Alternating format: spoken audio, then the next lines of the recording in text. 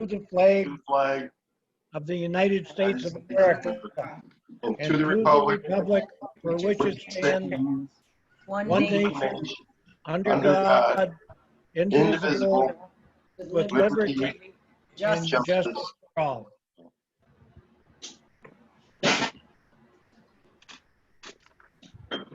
Will the town clerk please call the roll? Councilman Wilver, Here. Councilwoman Corbin, Here. Supervisor Cusey, Here. and representing Deputy Town Supervisor Victoria Mazzetti. Here. And we'll move on to announcements.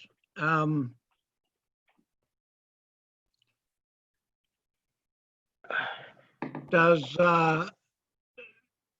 Councilwoman Corbin, would you like to say anything about the outside council situation? The town board will be interviewing some outside counsels, environmental attorneys, to potentially help the town through the intervenor funding request with Horseshoe Solar. But I'll talk more with that under the old business. That's okay. That was a good announcement. And I also will announce again that the 2021 budget process is underway. And I'll be having a lengthy conversation with our financial director, Dan Klimek, tomorrow regarding such matter. Moving on to the approval of minutes, the regular meeting of June 24th. Now, I have read that,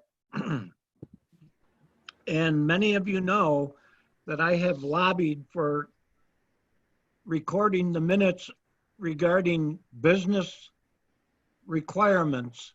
In other words, votes passed or votes taken, passed, denied, whatever. And I find no problem with the June 24th minutes regarding the required notes taken, but there are a lot of things in the dialogue that occurred between attendees and the town board, which can be misleading, but it's not official required notes. So I'm willing to at least go forth, and I offer that up for anyone else who wants to make a comment on that. Well, I would like to make a comment that there's a statement in the June 24th minutes under the approval where it says minutes of June 10th, 2020, although received timely by the town clerk Bucci under Public Officers Law Section 103 and not yet reviewed by the members, the minutes were lengthy. So if the town clerk is going to add that the minutes were received timely, I would appreciate the time that the email was sent to the town board members be included in that so that we can, when it's reported that the town board did not have time, did not review them yet, that it's stated there that the minutes were received at 2:20 p.m. on July 8th for that meeting. That was my comment on that. And also, I appreciate the deputy supervisor and the town clerk tonight asking for people's names on the Zoom screen. And on the minutes, it simply says others present via Zoom. So I think in past, when we were meeting in person, we were able to list all the people that had signed in. And I think that would be helpful for future reference when we look at the minutes to see all the people that did actually log on to the Zoom meeting. I know the planning board has requested that that be added to their minutes. So I'm hoping that that can hopefully be added in the future as we move forward. Thank you, Councilwoman Corbin. Deputy Mazzetti, is that possible to print out all the participants' names versus the screenshot? Yep, I can take another screenshot of over on the right-hand side of your screen where the participants are. It lists all them. That might be an easier format for you. That's much more helpful than just the screenshot of the pictures. I'd appreciate that. That way, then they could all be added because I can't now always see Sure. exactly who was there. So that's why it has been gone like Zoom like that. That's a good way to problem solve it. I like it. Thank you. Mhm. All right. Meetings of June 24th. Do I have a motion to approve? I'll make a motion to approve as amended the June 24th, 2020 Town Board minutes. I'll second it. Councilman Corbin, Aye. Councilman Williver, Aye. Supervisor Cusey.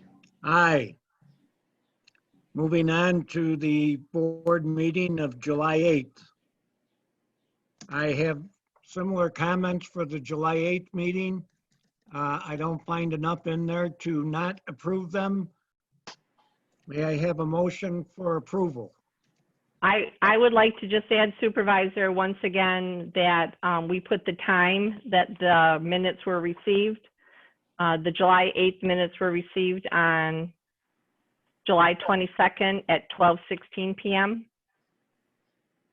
which is following section 103 of the Public Officers Law, but that way we have a reference if the length of time we had. So I'll make a motion to approve the July 8th, 2020 Town Board minutes. I'll second it. Councilman Williver, Aye. Councilwoman Corbin, Aye. Supervisor Cusey. Aye. And could I ask if Councilman Corbin, if you could send me the exact wording that you want changed, that Sure. would be helpful as well. Thank you. Mhm. Thank you to both. We have no transfer of funds. We have Councilman Williver presenting the approval of abstract. I audited all the vouchers, but I don't have the numbers in front of me. Or the final amount. 646 Town Clerk to 705 Correct. for the amount of $123,949.60. Is that correct? Yes. And I'll make a motion, having audited all the vouchers, 646 through 705, be paid in the amount of $123,949.60. I'll second that. Councilwoman Corbin, Aye. Councilman Williver, Aye. Supervisor Cusey. Aye. And Supervisor, if I can just update the people that are watching, and so they're wondering why that amount is very high this week as our looking at the vouchers and paying our bills. For our health care under 65, there was a payment of $20,586.55. I spoke with the highway superintendent, and there was a large amount to be paid, $76,955.44. That was for crack filling of Phelps, Schofield, and Stell Road, as well as he wrote to me, emulsion oil surface treatment for Jefford, Stony Brook, Stell, Pine Tree Circle and Trail, and Phelps Road. So I just wanted to know that if everyone is wondering why that amount was high this meeting, those are two large amounts. Thank you very much. It was very high. Now, on correspondence, I've got a couple of items. Riley O'Brien, a legislative assistant to our legislator, Carla Boyce, sent out a CARES Act funding notice suggesting we get in touch with Matthew Tweedle at Monroe County Government. And when I saw that, I said, oh boy, we're going to get reimbursed for some of the costs we incurred during the peak of the COVID. That doesn't mean that the peak hasn't come yet. It just means what we did back in March, April, et cetera, May. And I contacted Mr. Tweedle, and Mr. Tweedle said those funds haven't been approved for dispersal yet. And I was all excited and that got me unexcited. So I'm hoping sometime in the near future, those CARES Act funds will be approved for dispersal to the towns that request them. And I can assure you that we are going to be on that list. The next thing is I got a letter from Pam Waite, the president of the Rush Parks Association. You may recall that the Rush Parks Association volunteers are the ones who really tidied up the flower gardens around the town hall and elsewhere in the hamlet. And Pam regretfully announces that they won't be able to do it next year because they have a commitment to work on the 100-acre parcel that they have the stewardship for over at between the river and the railroad tracks. So she sent along a recommendation for how we could continue with volunteer gardening in the hamlet.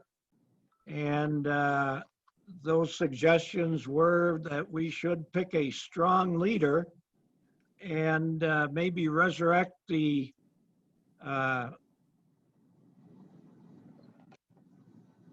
beautification committee, or there was another garden committee.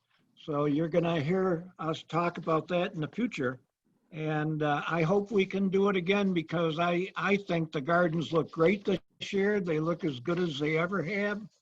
And it was all the result of a community volunteer effort, of which we should all be very thankful for and proud of. I've also received a notice from Supervisor, if I apologize for interrupting, I just wanted to let you know it's 7:15, so we can proceed with the public hearing for Forefront. That's worth interrupting for. So the town clerk could read the notice.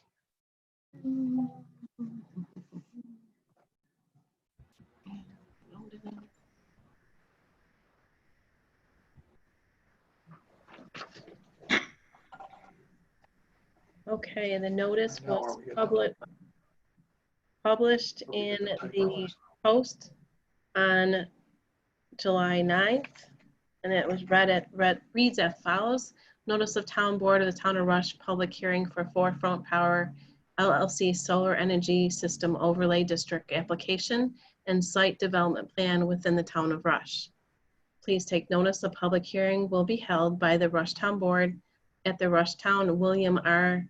Judicious Pavilion, 5977 East Henry Road, New York, the Pavilion, on the 22nd day of July at 7:15 p.m. local time for the purpose of considering the Solar Energy Overlay District application and site development plan for the development of the Werner Solar 4 megawatt alternating current photovoltaic array on 22.28 acres of approximately 116.48 acre parcel of land located at 8427 West Henrietta Road, Rush, New York. At such hearing, any person may be heard in favor of or against the overlay district application and site development plan as proposed of the above time and date. Based upon notices and health advisories issued by federal, state, and local officials related to the novel COVID-19 virus, due to public health and safety concerns associated with the potential gathering of a large number of individuals who may wish to submit public comment, the public will not be permitted to attend the public meeting in person in the pavilion or the town hall. The public will have an opportunity to see and hear the meeting live and provide comments during the public hearing via Zoom video conference. Instructions to access the virtual meeting: if you have a computer, tablet, or smartphone, you may have to create your own account using an email address and password. It is free. You may need a device, tablet, or computer with internet. You can also use the Zoom app if you download through the Apple Store or Android Store. You can access the Zoom video conferencing through the following link, and I'm not going to go through all those.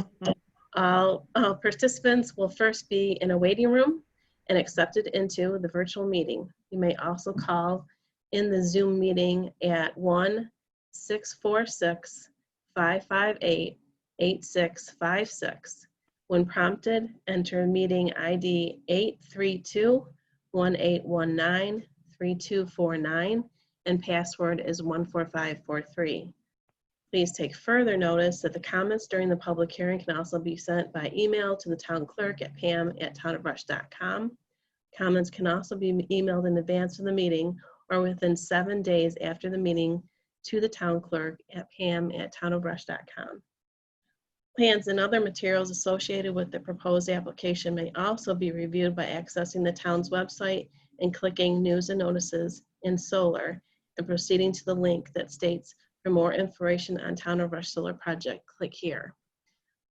I do want to note that the governor did, we had decided that the pavilion was going to be the place to hold the meeting. So that's why the notice does say that. Then the governor changed the direction of the executive order and we are now via Zoom. Thank you. You're welcome.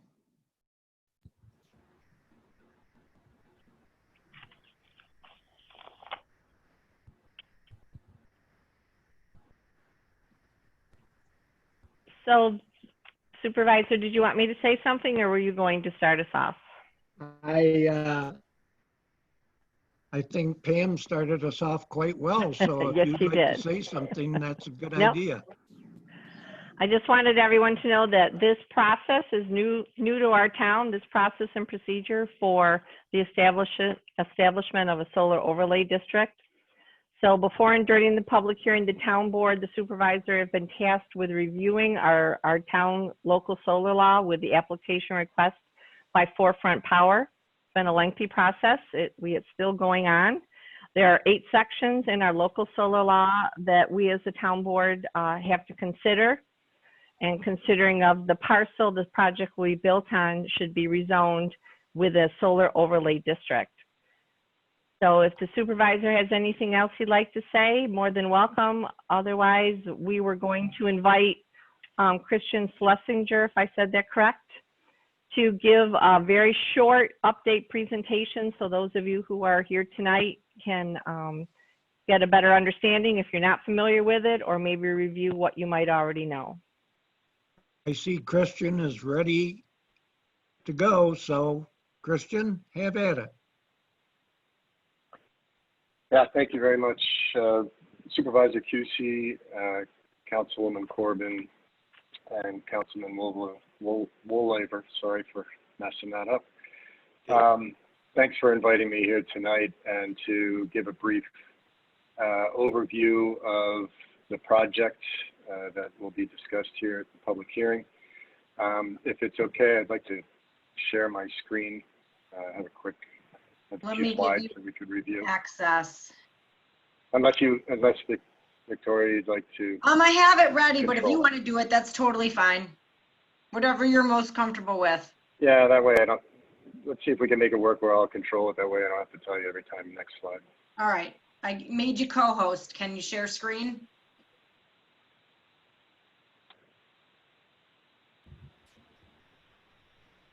There you go. Just let me know if you can see. Yes, it's perfect. Great. All right.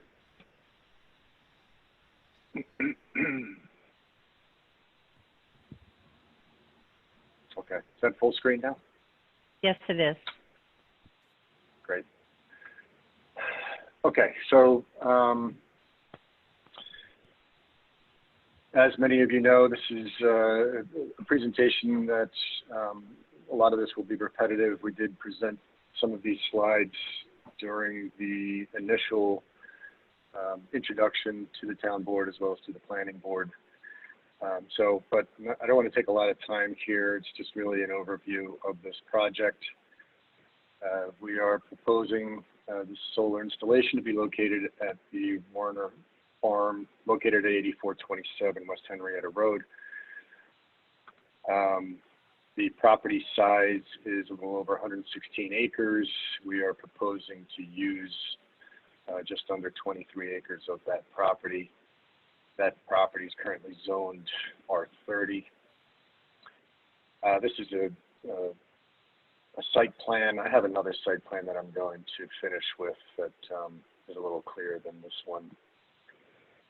So town has gone through some changes in their code. We had initially presented our application to the old code.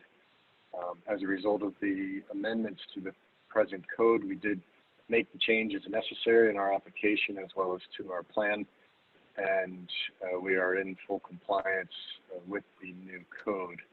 These are just some bullet points of some of the items in the new code that we currently meet. I'm not going to go through each one of these. Again, this is somewhat repetitive from what's already been presented. But I could always go back to this if anybody has any questions about some of these items, or we may be able to refer to this if there are questions pertaining to these. We have National Grid, which is the local utility, has approved the design. So we have everything in place with National Grid right now to move forward with this project. There's an FAA study, a glare analysis that will be completed as well. This is something it's standard on all our projects, even if it's not required, but we have never had any issues, even for projects that we've designed and installed alongside airports. There will be no signage other than what's required for code and safety compliance, and no lighting will be installed.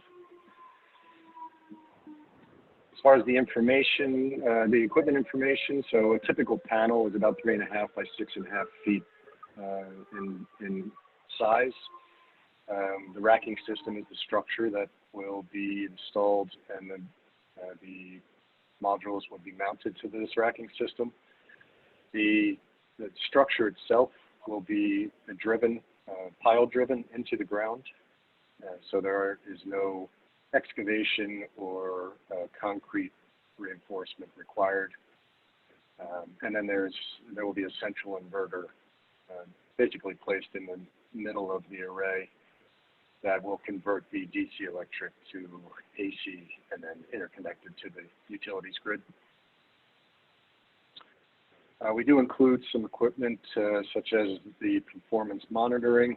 This allows us to keep a real-time update on the performance of the system. If there are any issues going on with the performance, it will notify us, and we will be able to dispatch our operations and maintenance partner to resolve any issues. Some benefits to solar installations. So the land will be, after the decommissioning of the system at the end of project life, the land will be ready for agriculture use, just as it had previously, and put back into its original state for the landowner's decision on how to use the land next. It does provide greater soil, protect soil erosion and sedimentation. The system is virtually silent. There's no low traffic impact, really just only during construction. Other than that, about 3 to 4 times a year, depending on rate of growth, there'll be a maintenance company that comes and mows the grass around the array inside the fence area. This does create local jobs, as local contractors are partnered with to complete the construction, as well as the operations and maintenance through the life of the project. And this also provides an opportunity for landowners and farmers for a diversified revenue stream. And that's the end of this presentation. Let me see if I can just pull up this site plan.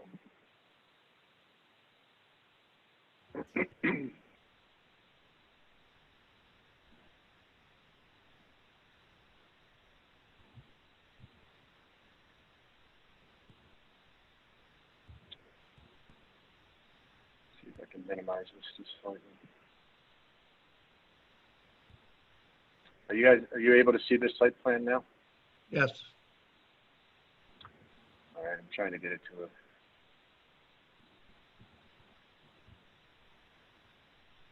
size that works for everyone. And that's the end of my presentation here. Just to, like I said, a simple overview of the project, just to remind everybody, what we are proposing here.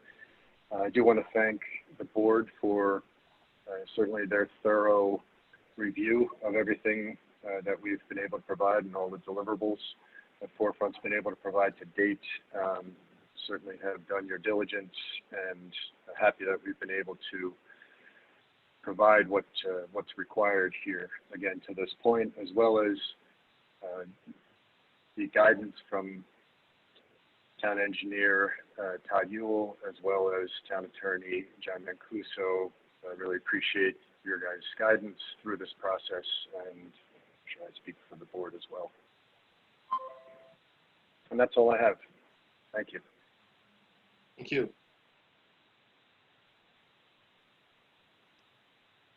Attorney Mancuso, Yes. are you going to take us through the procedure for, or process for the overlay district? I can do that, Supervisor. Would you like me to just first allow for the public hearing to, I can either do it now or I could talk about it after the public hearing at your leisure in terms of just where we are in the steps. Well, I'm thinking about questions that could be generated by the procedure to adopt the overlay district, and then Okay. we could have questions that might include that. Very good. So where we are in the process, the board previously adopted a negative declaration under the New York State Environmental Quality Review Act, which concluded the seeker process. And so the next step after seeker was completed was now to proceed with the substance of reviewing whether to create an overlay district for the development of the Warner Forefront project. And so the creation of the district is a requirement under the town's solar law, because it is the zoning that is authorizing and allowing, as a matter of law, the installation of a Tier 3 solar energy system. Otherwise, in the absence of an overlay district, it would be prohibited in all zoning districts in the town of Rush. And so the town board, with the jurisdiction over that approval, has now scheduled the public hearing, which is required under our solar law to have the public provide input on whether to create that overlay district. And so that is what the subject matter is for tonight.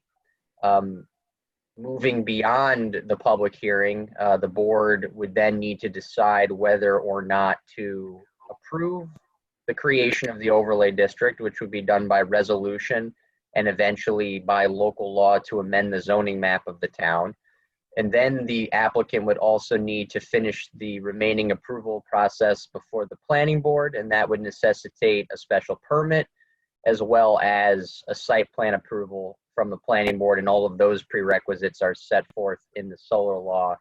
There's a fairly extensive list of requirements under the site plan components, and they also need to comply with the general parameters of special permitting and site plan that the planning board usually engages in for any application.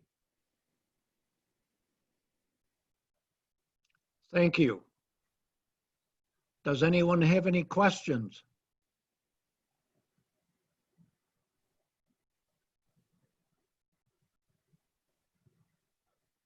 So the next step, I think Victoria is probably in charge of the list of people that may wish to provide public comment.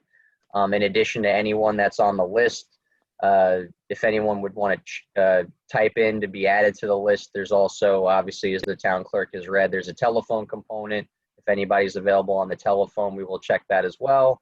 And then written comments are also available to be received by the town clerk either during or after the meeting. So thank you, John. Carl Ast would like to speak for the public hearing.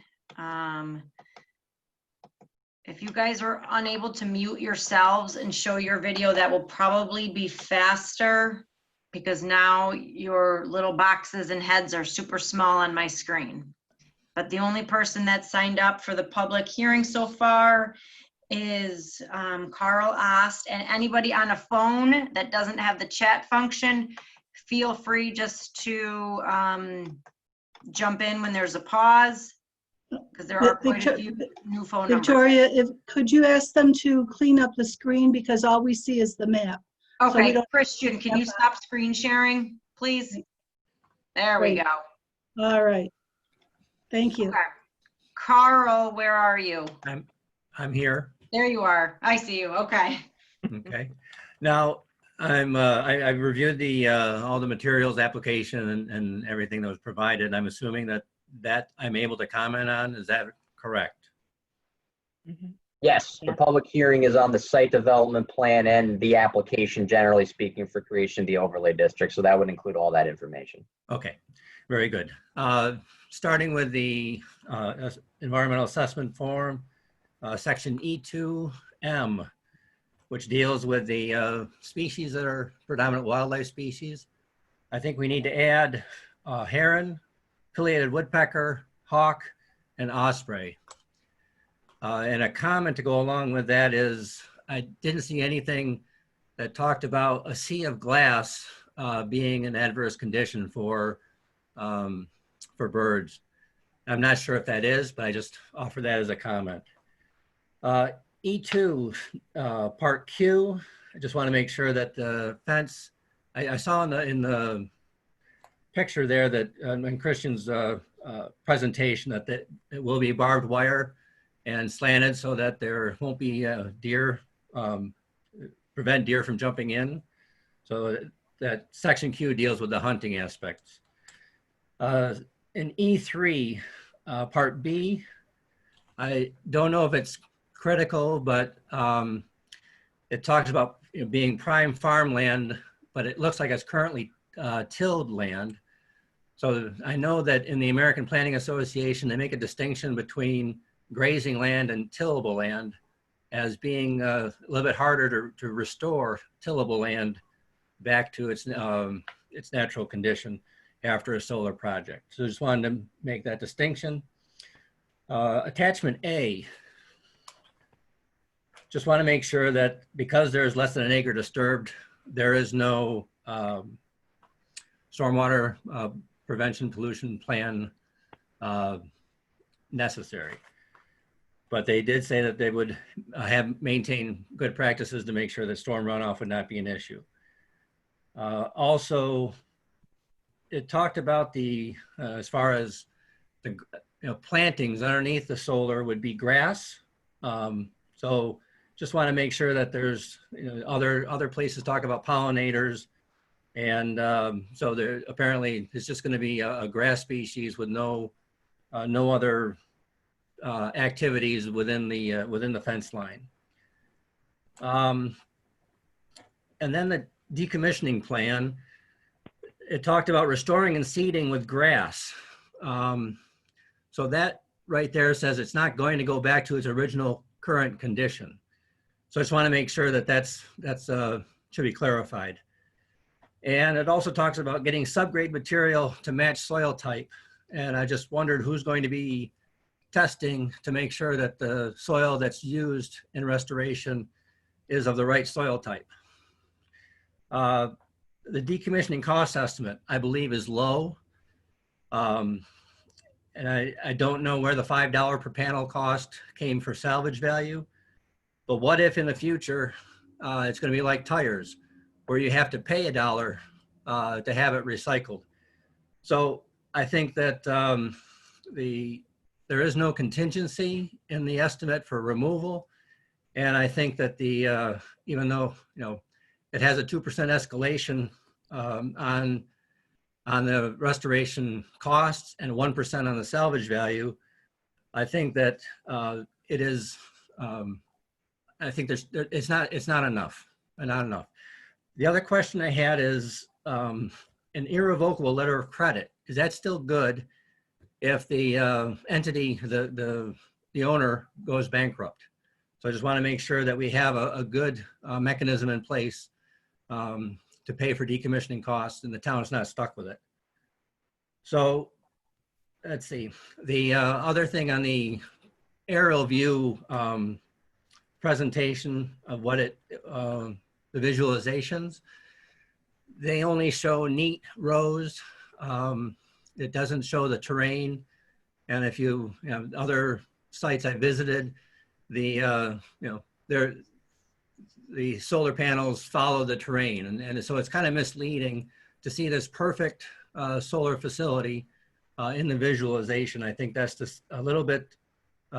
It could be better. Also, in the I'll get into that. The page 3 of the geotechnical report. It talks about shear loads and axial loads.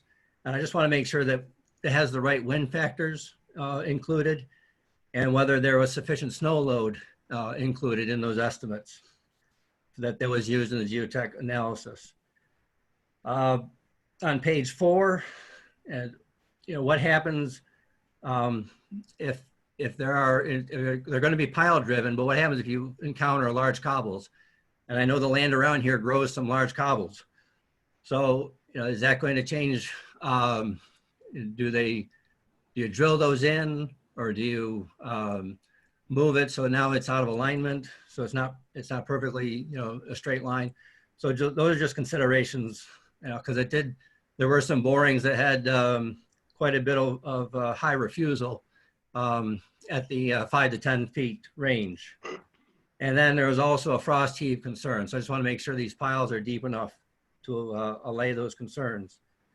The other thing I still question and make sure that we have proper construction observation, because not only do you, the geotech report talks about having a geotech specialist on hand during construction, as well as construction observation. Christian just mentioned the skilled workforce or skilled local jobs. I want to make sure that there's a lot of competition right now for electrical. If these are electrical contractors, do we have enough of a local workforce to be able to do this? And so just want to make sure that the pile-driven method is adequate, and it doesn't look like it may fit all situations across that property. So those are my comments and concerns.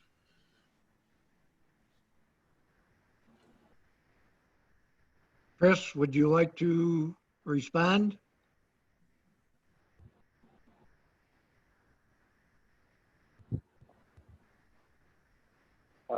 Supervisor Cusey, I mean, there were a lot of questions and concerns that Carl had just presented. Is there any particular one that Carl, you'd like an answer on that I could try and answer at this point? I think that the I had to unmute myself. I think that the biggest one is on decommissioning cost estimate. And then the second one is just restoration. When you say it's going to be restored to original condition, but that's not presented in your report. Sure. So the decommissioning estimate was calculated by a New York State engineer that we have used and contracted with for that purpose in the past. It's also drawn up the decommissioning plan as well. That plan and cost estimate will be under negotiation. It's not finalized yet with the town. It's something that will be finalized prior to the town providing a building permit. Okay. And as far as original conditions, if you are referring to the grass that is going to be planted at the end of the project after all equipment is removed, I know that Jeff Warner, and I certainly welcome him to chime in here if he chooses to, but I believe he has a tiller that he owns and was planning to, after the system is removed and back in for his use, that he was going to then put that land back into farming use, agricultural use. Jeff, do you have? No, well, that makes sense. It just, Any comments? I'm just saying that the attachment does not clarify that. So I just wanted to make sure that, it goes along with Jeff's plans. Yes, the It's really answer, up to, I'm sorry, Jeff, one sec. It's really up to, and this is any project that we've ever done. Once the project's decommissioned, it's really up to the landowner what they choose to do with the land at that point. But that's just based on the conversation I've had with Jeff in the past. That was It was just not. his plan at this point. Yeah, no, understood. No, it was just, I'm just letting you know that it's not clear in the attachment for the decommissioning as far as that the landowner does have that option and that input. It's not stated in the report. yes, I guess I'd like to comment at this point. That was all thought out, Carl, in this process. And basically, if you look at the land will be idle for the term of the lease of the solar project. And at the end of that lease, it wouldn't be any different than land coming out of CRP reserve, where land is put and set aside for multiple years to rest and recover. And there's a multitude of farm equipment and farming practices that can be used to bring that land back into service relatively easily.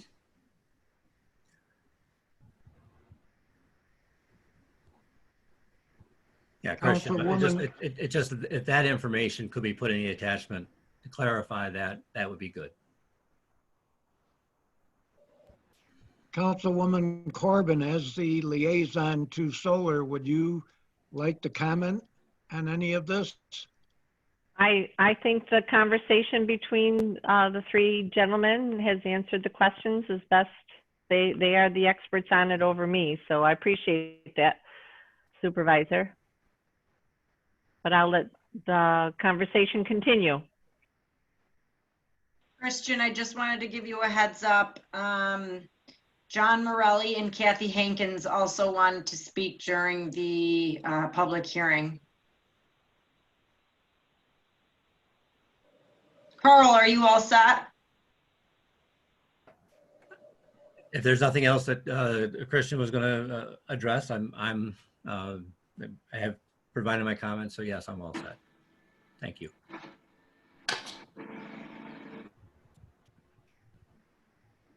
Ready?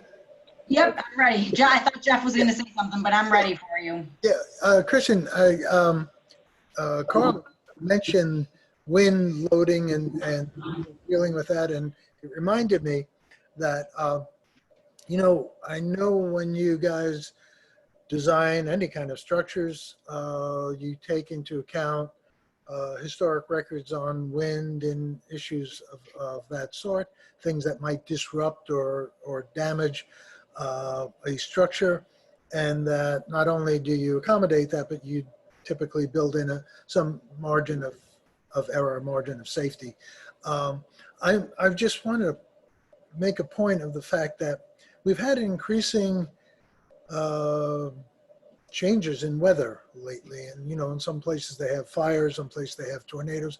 We seem to have increased wind in this area. I've never seen the wind like we've seen it now, and I don't know whether it's going to continue or not, but I was just wondering to what extent you take into consideration the fact that there may be fluctuations in the weather coming up, to some reasonable extent in your design. Yeah, thanks, John. John, I will disclose I am not a licensed engineer, so I do not personally design these systems.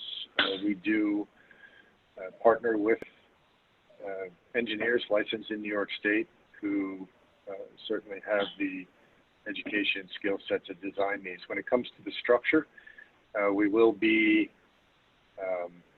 partnering with a racking company, solar racking company, who will design this system. They will engineer it. They will sign off on it from their licensed engineers. That plan will then be provided to the town. And I believe the town engineer, Todd Ewell, and his firm would then review those documents to confirm that they are in compliance with what would be required here for this installation. I understand. I was just pointing out the fact that changing conditions sometimes make us need to look beyond what has been standard practice. I'll leave it at that. You'll have much more review done before you're done. Right. Thank you. All right, Kathy, and then Carolyn. Thank you for the opportunity. I just wanted to ask more about the process. You know, I didn't see this project after it was reviewed by the town on the environmental notice bulletin, because I thought that was one of the first opportunities for citizens to contribute. So after this, we still have 7 days to write any of our comments. And then will we have the public have another opportunity? Will we have another opportunity when it goes to the planning board for a special use permit? Answer that. Are you asking, is there another public hearing? I'm asking, well, one, was it, did I looked through the whole environmental notice bulletin. I'm not sure when it should have happened after the EAF, I think. But I wondered how that participation by the community happens. You know, we have 7 days to write comments, and then it goes to, will we have another public hearing, or what? Where's the public can contribute? Because that's one question, and I don't know who would answer that.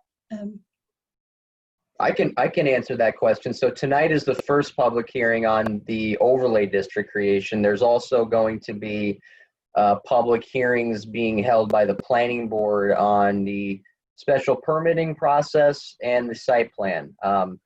And I'll defer to John Felsen in terms of how he wishes to run the public hearings with respect to his board. But to answer your question, yes, there will be another public hearing on the project. And when does it go on the environmental notice bulletin? Because you know, some people do follow that from a regional perspective. I sent the paperwork in. My guess is it's probably going to be 1 or 2 weeks, and it probably is going to be published in that bulletin. It's a little bit of a lag in terms of when it's submitted to when it's published, but that bulletin probably is only going to contain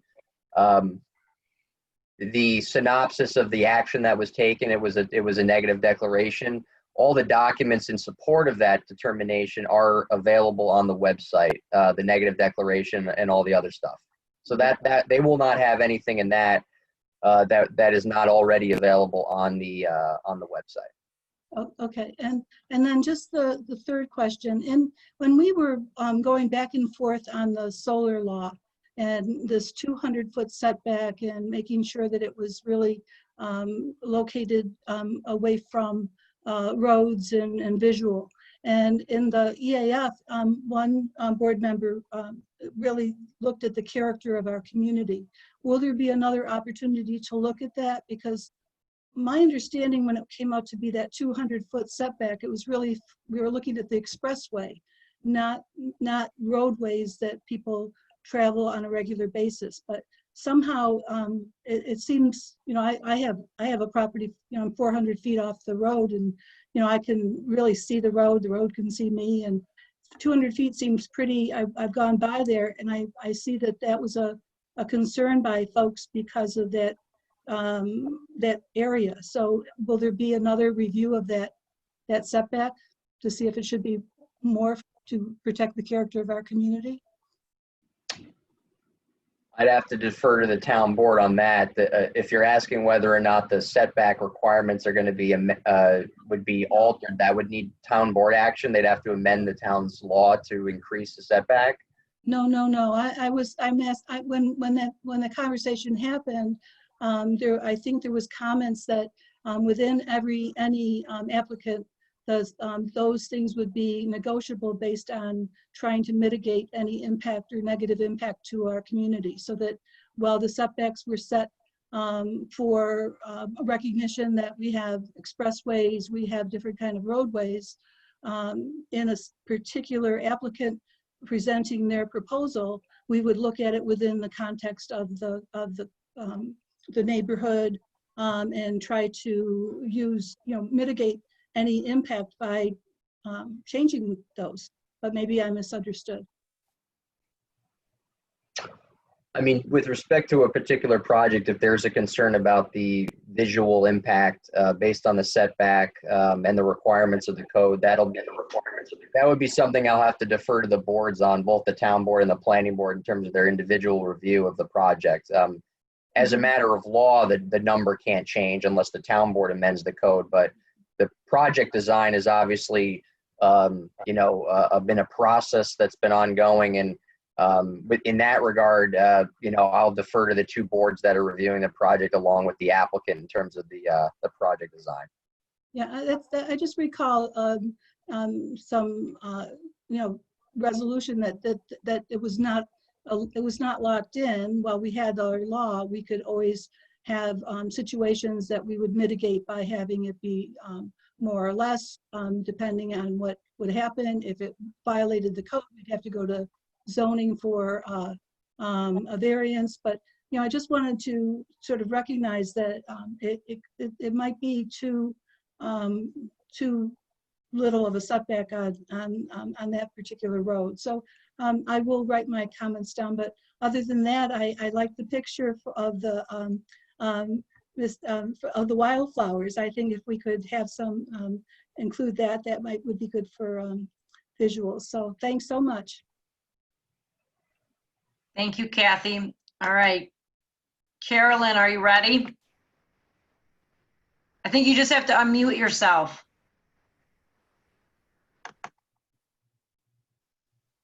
Yes, I'm ready. All right, perfect. We can hear you. Welcome. Thank you very much for letting me speak. I just want to say that I'm very much in favor of this solar installation on the 22 acres for the following reasons. And these were sort of elucidated as the initial presenter talked about it. I like the fact that the site is situated such that Interstate 390 is to the west. There's an open field to the south. The Werner Barns and buildings are to the north. And Route 15 is to the east, and the home opposite the field is really the only home within 3/4 of a mile. So the impact is very, very minimal. The second thing is solar energy is renewable. It doesn't add carbon dioxide to the atmosphere. The third thing is solar panels don't impede wildlife movement. When you think of some of the other situations that we've had to create energy, such as nuclear power, we've got major problems with that. Hydroelectric only goes where you've got water.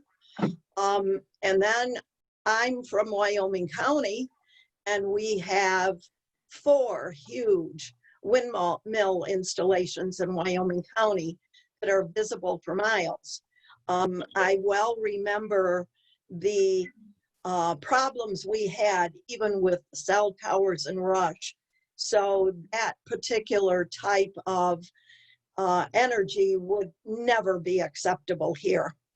I like the fact that we've got the idea of solar panels aging out and that they can be removed and the land easily restored to its original use. And that is very, very difficult with a windmill. The other thing that I wanted to just mention is we definitely need alternative energy sources. And I think all of us are very aware of the problems we've had with increasing energy usage. We've got a month of July that's had 90-degree weather. I'm just waiting for the electrical grid to crash with all of the use of the air conditioners as we've had other years.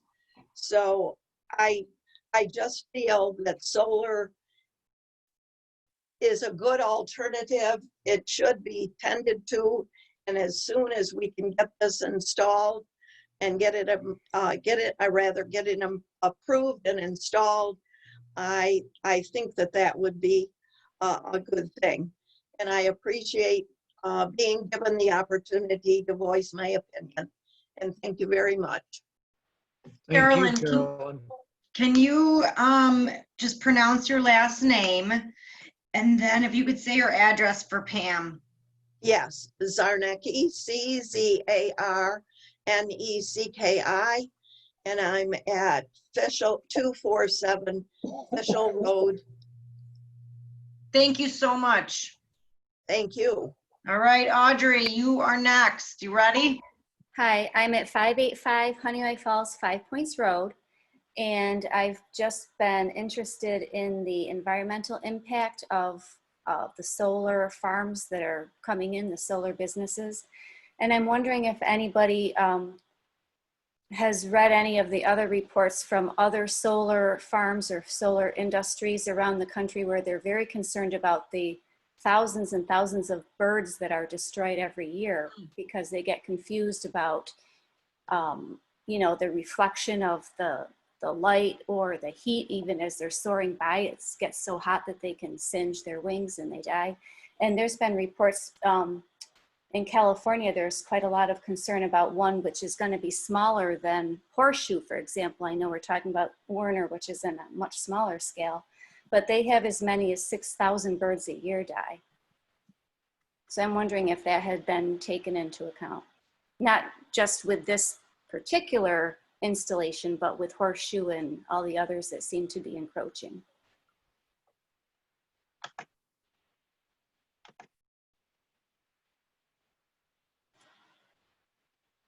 Who wants to take a swipe at that? Not it. Not Well, it. I would, since this is a public hearing on Forefront and Werner's property, Christian, I know there was a report on wildlife. Is there anything that you can think off the top of your head that might potentially answer Audrey's questions, or maybe some reports that you have that could be shared? Or maybe resources that we could look for, or we could all look for? Sure. I don't have any particular resources, nor have I mean, I read a lot of publications with regard to the solar industry. I've been in the industry for 14 years now, and I really, there's little to no reference to birds being injured or killed on our solar sites. We've installed, I mean, I've installed many megawatts of solar over the years that I've been involved in this industry. I continue to walk our projects that have been installed, and I've yet to find a bird that is either injured or dead on the property. So I'm, you know, a little curious to know where these reports I came would be from. happy to send you my sources. Okay, very good. Thank you. Audrey, could you do the same to the town board? Could you Yeah, send I'll it send to Pam? Is Or there email one us? person I should send it to? Is there one person I can send the reports to, or the? Pam, would that be you, or who would you recommend? I think that would be a good idea. Yeah. I could forward it to everyone. Okay, and then she can get it out. Pam, you can get it out to everybody. Right. Okay, I'll send you a couple. Thank you. Thank you. Thank you. Thank you. Thank you, Audrey. Hans Schmidt-Henner wrote, I would like to see those sources as well. Please make them available as I'm looking at conflicting reports on the internet now.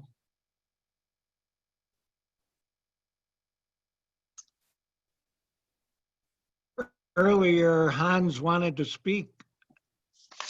think that's during the public comment period. I have his name down for the public Okay. comment period, not the public hearing part.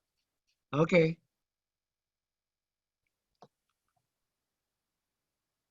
Then we have someone else? Is there anybody else that would like to participate in the public hearing?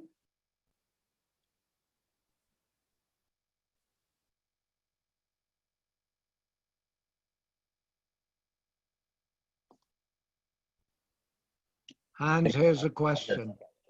Okay, Hans, there you are. Okay,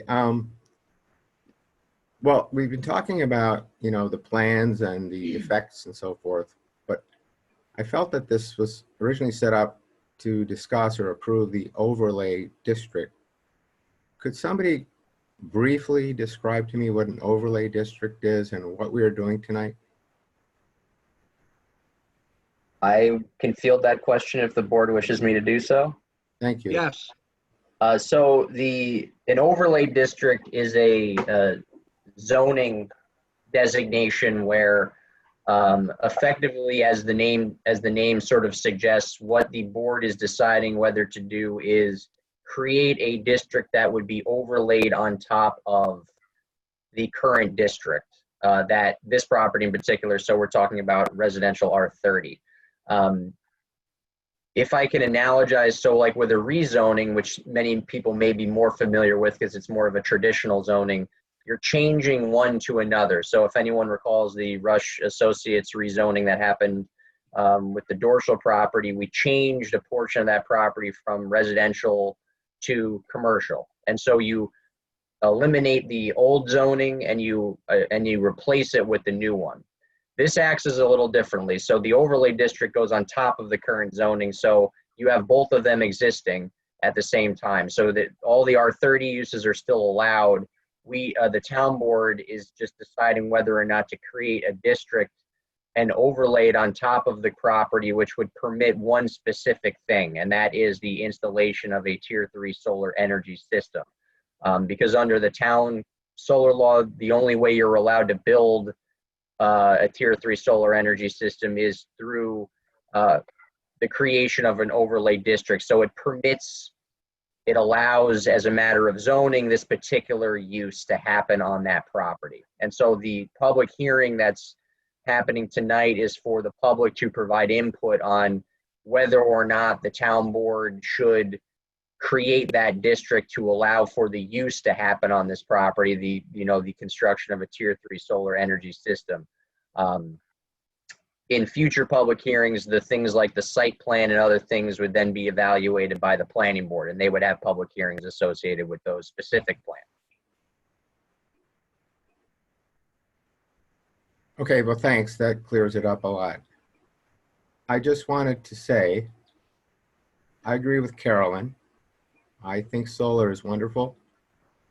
I don't happen to agree with large-scale industrial solar in a residential community, but I think where it is planned there is fine.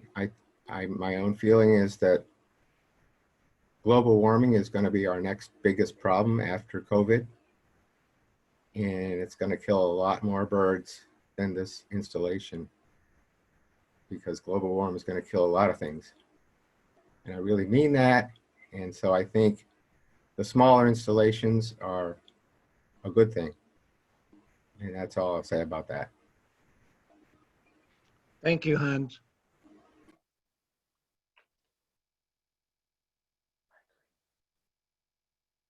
Anyone else, Deputy? No, are there any of the phone numbers that want to participate? If you do, just unmute yourself. You have to swipe up on your phone.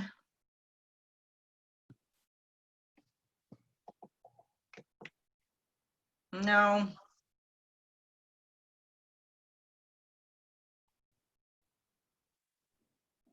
Okay, John, we declare the hearing closed. You may do so. You'll just need to make a motion to close the public hearing. Attorney Mancuso, if we're going to continue to collect comments, so for the next 7 days, which I believe I heard you say, would we close it, or do we have to leave it open for that? You can close this component of the public hearing. The notice has allowed for, the notice has allowed for the furnishing, submitting of additional public comments, which will be accepted by the town clerks up to 7 days after the public hearing, but you can't close the component right now. Okay, thank you for that clarification. Councilwoman Corbin, you just earned the right to close this hearing. I make a motion to close the public hearing on the forefront. I don't have the in front of me, public hearing of July 22nd, 2020. Do I need to say more? I'll second that. I heard Dan say, Councilman Williver second. Oh, okay. Councilman Corbin, Aye. Councilman Williver, Aye. Supervisor Cusey, Aye. All right. I will return to the communication that we've received, or correspondence that we've received. Then we're going to go to the reports from the town board members and department heads. And then we will go to the public comment period that we didn't go to because of the public hearing. So let me get on with the correspondence. We once again have received another warning from the RG&E. There seems to be a lot of scufflaws out there taking advantage of people because of the COVID virus, and they're masquerading as representatives of the energy companies. And this notice just warns people that they're out there. Please don't fall victim. If you have any questions, call 911, and that should take care of it. I also wanted to let people know, people who have an interest in what goes on at the Rough Police Training Range. I have the new schedule for August. If anyone is interested in that schedule, they can come to the town hall, see the supervisor or supervisor secretary or the town clerk, and we will put that schedule in your hand. Now, we can move on to the reports from town board members and departments. Councilwoman Corbin, do you have a report? I do. I attended the planning board meeting last night. They approved a re-subdivision of Lot 1 of the Shirley and Lois Hatch subdivision at 1081 Rush Scottsville Road with conditions. And I will update on the Tier 3 solar in our town under old business, since we have already had our public hearing. Thank you. Councilman Woolaver, do you have a report?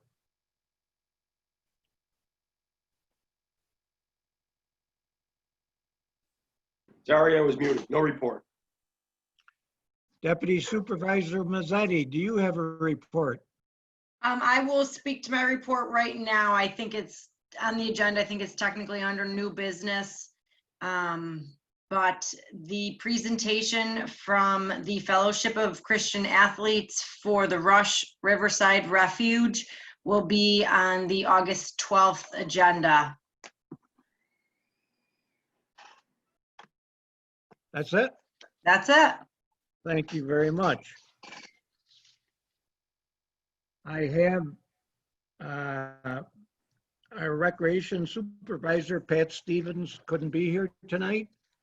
She wanted me to let you know that the pavilion is being rented out more frequently than it has been. John Frew and Rick Tracy, our emergency management coordinator, have made capacity recommendations based on the COVID-19 restrictions. And this information has been passed on to everyone who has either rented or inquired about renting the pavilion. Highway Superintendent David was unable to be here tonight. He'd like me to let you know that surface treating has been completed on town roads, including Jeffords, Phelps, Schofield, Stony Brook, and Stowe roads. I think that was previously covered by Councilwoman Corbin when she talked about the very high costs that we incurred.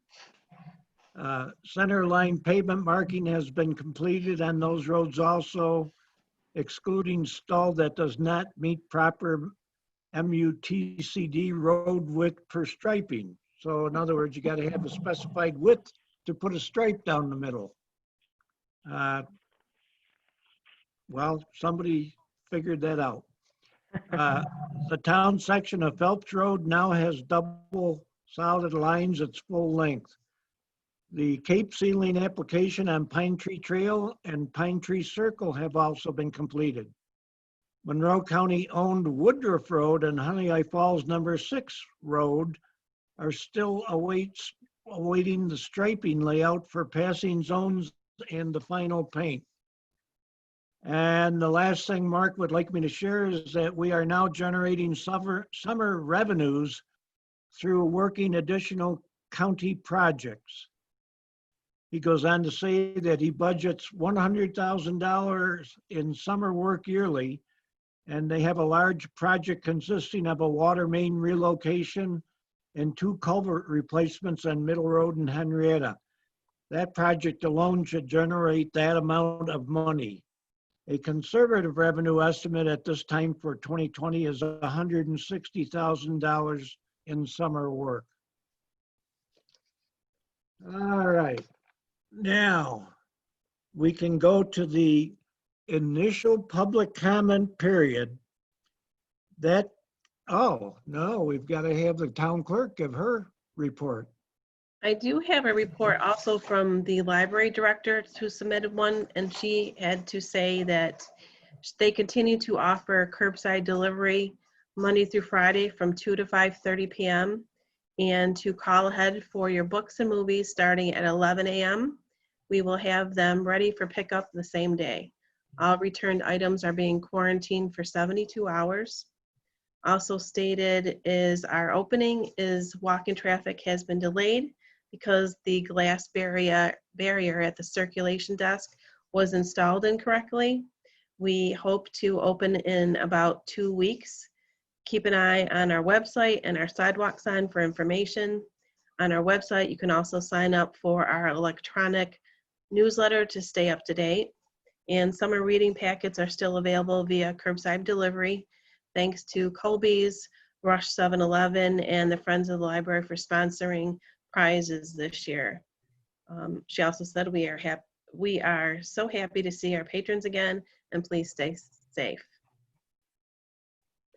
Does the town attorney have a report? I also have a report of my own. Oh, I'm sorry. I'm sorry. I thought you finished. No, that was the library's report. Okay. Let me see.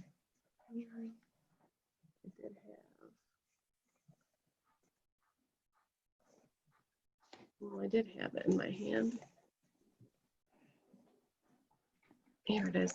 I did submit the June monthly report to the supervisor for June in the amount of $6,571.38 and revenue to New York State in the amount of $148.78 for dog and fishing licenses. That was my report for June. And I also wanted to talk to the town board regarding the transcription agreement. I would like to have it as a goal to provide a good summary, and I'd like to look at a couple different options so that we will get the best available in making a good selection so we can transcribe. So I do know that we have an option on the table. I'd like to keep that open so I can compare a few different items before you do make a selection.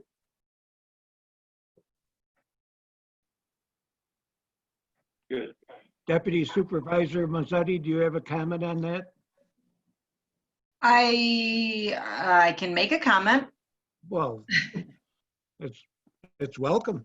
Okay, so I was able to research a transcription service that is free. My hope and my intent was to trial it this week because we have meetings Tuesday, Wednesday, and Thursday night this week. Last night we did trial it with the planning board, and Shelley O'Hearn was extremely grateful, extremely pleased. She found it to be very helpful and useful for her work in taking the meeting minutes that way for the planning board. So I hope to trial it again tonight, and then at tomorrow night's zoning board. It creates a Word document, date stamped and time stamped by each speaker into a Word document. And I think last night's was maybe like 14 or 16 pages, and it looked, I skimmed it, I didn't read the entire thing, but it looked fairly accurate to me. So we'll trial it this week and I don't know, see what happens moving forward. I just would like to add, in working with Victoria and working with Shelley and doing it, we are the ones transcribing it, and at the best use for us and the best benefit, I think would be the best benefit for the town to cut down on the time that we're spending. That's why we're looking at it. So we will compare both of them to see what is more useful and what could be more beneficial time-wise. You know, people do say something as to the effect of you get what you pay for. So I want to make sure that we're getting what we want when we're going to pay for something. Thank you. Attorney for the town? No report. No report. All right, with that, we should move on to the public comment section, which was not held because of the public hearing. So let's open that public comment section, and please remember, this is where you make a comment. You can ask a question, you won't get an answer, but you can air your opinion, and let's have at it. Okay, so first is Robert Kraus, second is Hans Schmidhenner, third is Phyllis Wickerham, fourth is Tim Lane, fifth is Don Eichenhauer, and sixth is Arthur Avila. And I don't want to go more than six because I will probably forget. So Robert, you are first. Hi, thank you. Robert Kraus, 2729 Pinnacle Road. I appreciate the opportunity to speak, and I will be brief. I listened in on the last meeting, and I just have to say that I am very distressed about the idea that we might continue with a three-person town board. Now, as I understand it from Mr. Mancuso's comments, at the very best, the board has to vote unanimously if they're to pass anything at this point, because there are only 3 members. And we know that doesn't always happen, and that's, you know, it's just a small number of board members. And even more concerning to me is the fact that if one member of the board can't be at a meeting for one reason or another, they're indisposed, they're incapacitated, they're taking care of a family member, et cetera, the board cannot take any action at all because only 2 members are present. And I think that's a terrible spot to be in. I don't think that's fair to anyone who tries to bring business before the town board. Furthermore, if any board member were to be away or incapacitated for any period of time, the other 2 board members who are left would not be able to appoint another person to the board. And thus there would be no longer any town body that could function. So I just wanted to say that as a town resident, I am very concerned with this state of affairs. I don't think we can go on this way. I mean, the situation will not allow you as town board members to do your duty. So it needs to be fixed. Thanks. That's all I wanted to say. Thank you, Robert. Hans, are you ready? Yep, can you see me okay? Whoop. Sorry. Now we can. Okay. Thank you, Robert, because Robert just made my comment about half as long. So for all of the above reasons, I agree with Robert. So let me start in the middle here, because he's giving me about 5 minutes. Regarding the 2 vacant seats, I would like to make some comments because I feel it's important. I'm reading this, by the way, because I wrote it ahead of time. To present solutions, and I'd like to make a proposal regarding those seats. So while I understand Supervisor Cusey's initial philosophy is wishing the voters of Rush to choose their own representatives, I also understand the shift to appointments in order to fill these. So I sort of understand Dan Welliver's position. But as mentioned by Robert, there seems to be a requirement for consensus, which is not a good situation, as consensus is sometimes hard to build. So I think Supervisor Cusey, given that he originally wanted the voters to point out, now the situation has changed. The equation is different now. So given that, there's kind of a stalemate here, or a catch-22, if you will, it occurred to me that while one candidate would not likely please all current board members, perhaps 2 candidates chosen simultaneously would. So it seems to me reasonable that perhaps the town supervisor, here's the proposal, could defer his nomination to provide 1 nomination each to the other 2 board members. So one by Amber Corbin and the other to Dan Welliver. So that seems fair, right? It's kind of like they both represent 2 major parties in town. What the supervisor could do is ascertain his vote, he could set the ground rule he wanted that no currently running candidate for the future seat would be available. So I agree with that. So we could choose candidates who are not running at the present time. So in other words, choose somebody from both sides and not staff one position, let's staff both of them. That way we could have a quorum or whatever, majority vote, no matter what happens. And it is important to get things done, and not good, especially if somebody can't show up. So finally, I'm a bit uncomfortable saying this because the name Jeff Warner, Mr. Jeff Warner, has come up, and rightfully so because of his past experience on the same board. The only trouble I have is that there might be a conflict of interest given that his farm is undergoing approval for a solar installation at the time. So conflict of interest become, a concern. Might be appropriate for either Mr. Werner to recuse himself or there to be a general agreement that, in fact, any resident undergoing a current application, that the board would have to hear, or other boards in town, it's probably not a good idea to have that conflict.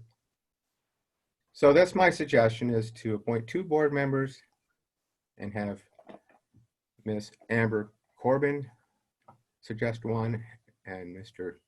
Dan Welliver to suggest the other.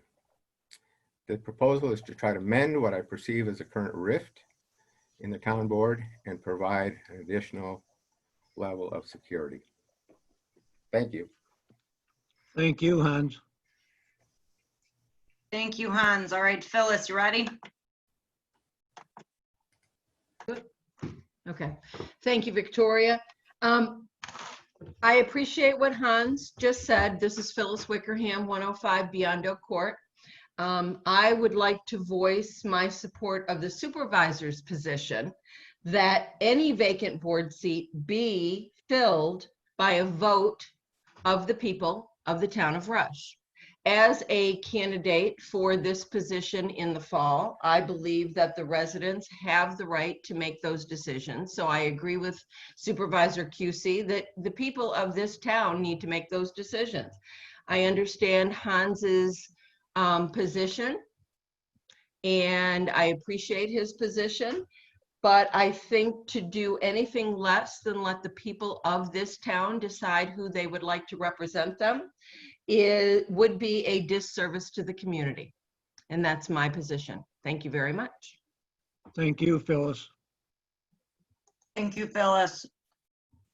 All right, Tim Lane, Don Eichenhauer, and then Arthur.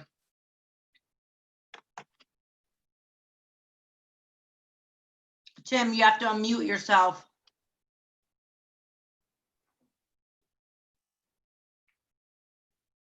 Okay, here we go. All right, good evening. My name's Tim Lane and I live on 5 Points Road. Some of the comments that I have, I've already heard from Hans. I agree with some of the things he said. I'll be a little briefer than he was. As far as what Phyllis had to say about the people making the decision here, we can't go on like this, the way this board is right now, okay? We can't go to the end of the year and wait for an election. We've still got too much left in the year for that. So I disagree with that comment. My suggestion, though, I have a suggestion and a comment. My suggestion is that I've been attending board meetings since January, and I've heard a few names mentioned for the current vacant seats. I'd like to suggest that if there are differences of opinion among the board members as to who to appoint for a temporary position, and coincidentally, there are 2 temporary available seats, then why not, to help the board get through the year, just make 2 temporary appointments with the persons mentioned. My comment is that it's not fair to the residents of the town to see this issue in which further action or progress by opposing parties is at a standstill. And as public servants in this town, it's also a disservice to the residents. So let's get something done here. Thank you. Thank you, Tim. Thank you. Don, you ready? Yep. Can you hear me? I can Don hear you. Eichenhauer, Sylvan Knoll. I'd like to also talk about the open board seats and state that being that Supervisor Kusi was not interested in entertaining anyone be appointed on those board seats earlier in the year, that at this point, to appoint somebody that didn't have experience on the board seats would be ineffective. And I would hope that the board would all agree that they appoint immediately after the election, the winners of the election. And the election is on November 3rd. So those people could be appointed as early as November 4th and be there and be able to be on the board for both November and December. If someone else was to be appointed now, in addition to not having previous experience and having a very tough time coming up to speed in a short amount of time, they would have to be appointed through the end of the year. So the people who would be elected by the townspeople would not be able to assume office in November. So I would hope that all 3 of the board members would agree that immediately after the election, they appoint the people that win the election. And then we would only be going a couple more months without a full board. Thank you. Thank you for Don. your opinion. All right, Arthur.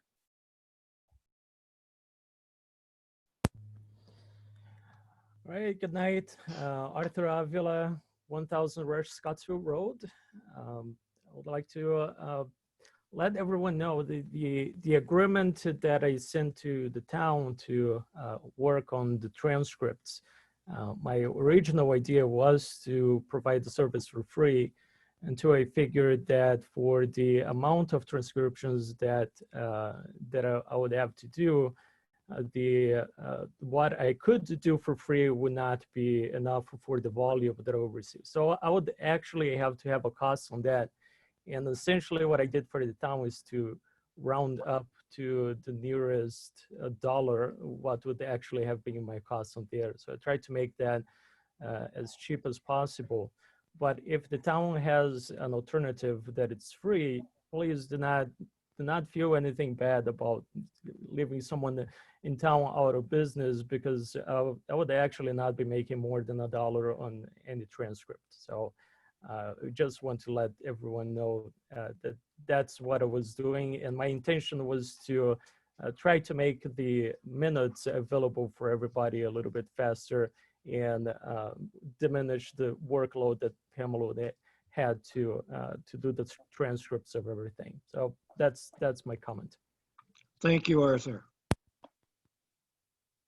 Thank you, Arthur. I do not have anybody else on my little note sheet. Does anybody else want to speak in the public comment period? Okay, I think we can move on to old business. I hope we have Todd Yule, the town engineer, and Bill, one of his engineering associates from QPK. Is Bill here, Todd? Yes, I saw Bill was on the line. Bill Renahan, Jerry, is with us to discuss the town hall and library roof and his former evaluation reports that he had completed. So we thought that'd be a good idea for him to get on. I know I spoke with the board and the public in the past on the project, and he's got the firsthand knowledge of what he found and what's going on and kind of where we have to go. So I'll turn it over to Bill if he can unmute himself. I saw him on here. What, is he a phone number person? Yeah, he's a phone number 315. Oh, there he is. Yep. Bill Renahan? Yes, sir. How are you? Hi, Bill. Hello. Hi, Bill. Welcome. Bill, could you just spell your last name so that Pam has it for the records? Sure. It's Renahan. Renahihan. All right, thank you. That's correct. Yeah.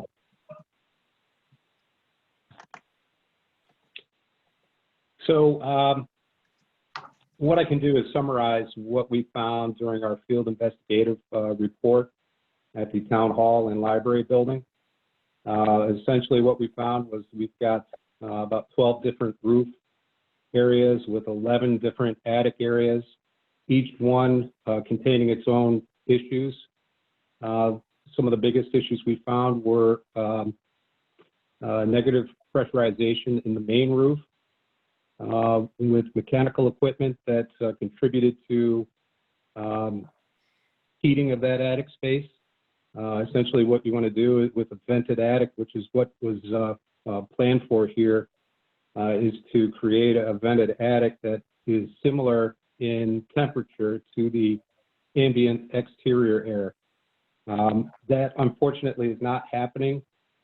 So we went through and identified those specific areas along with suggestions and recommendations to correct those issues.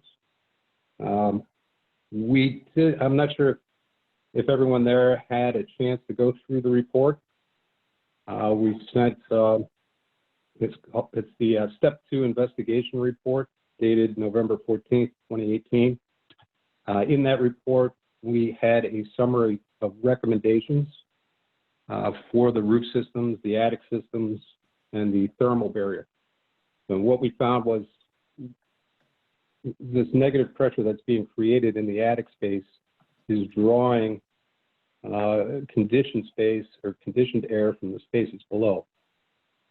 This is creating a couple of different issues, one being icing and ice damming during the wintertime, with a potential for backup of that ice under the shingles and then back into the attic space. We did find two separate areas where new construction was built on top of existing construction, specifically at the library. There was an old firehouse whose roof remained intact within the attic space above the library. We're not sure exactly what's going on there, so we've got a little more investigative work to do. That happens to be one of the areas where the building is experiencing water flow or damage from the roof system. There was also a storm line that looked like it was to the west of the old firehouse that may have been plugged or clogged, which is creating some potential or is the potential for the water that's kind of bubbling up in the basement. We did find a broken storm. It looks like it was ice damage that broke it, which again suggests there's a clog in that foundation drain system. are there any specific questions that you guys might have about the building, about our findings? Bill, this is Jerry. I'd just make one comment.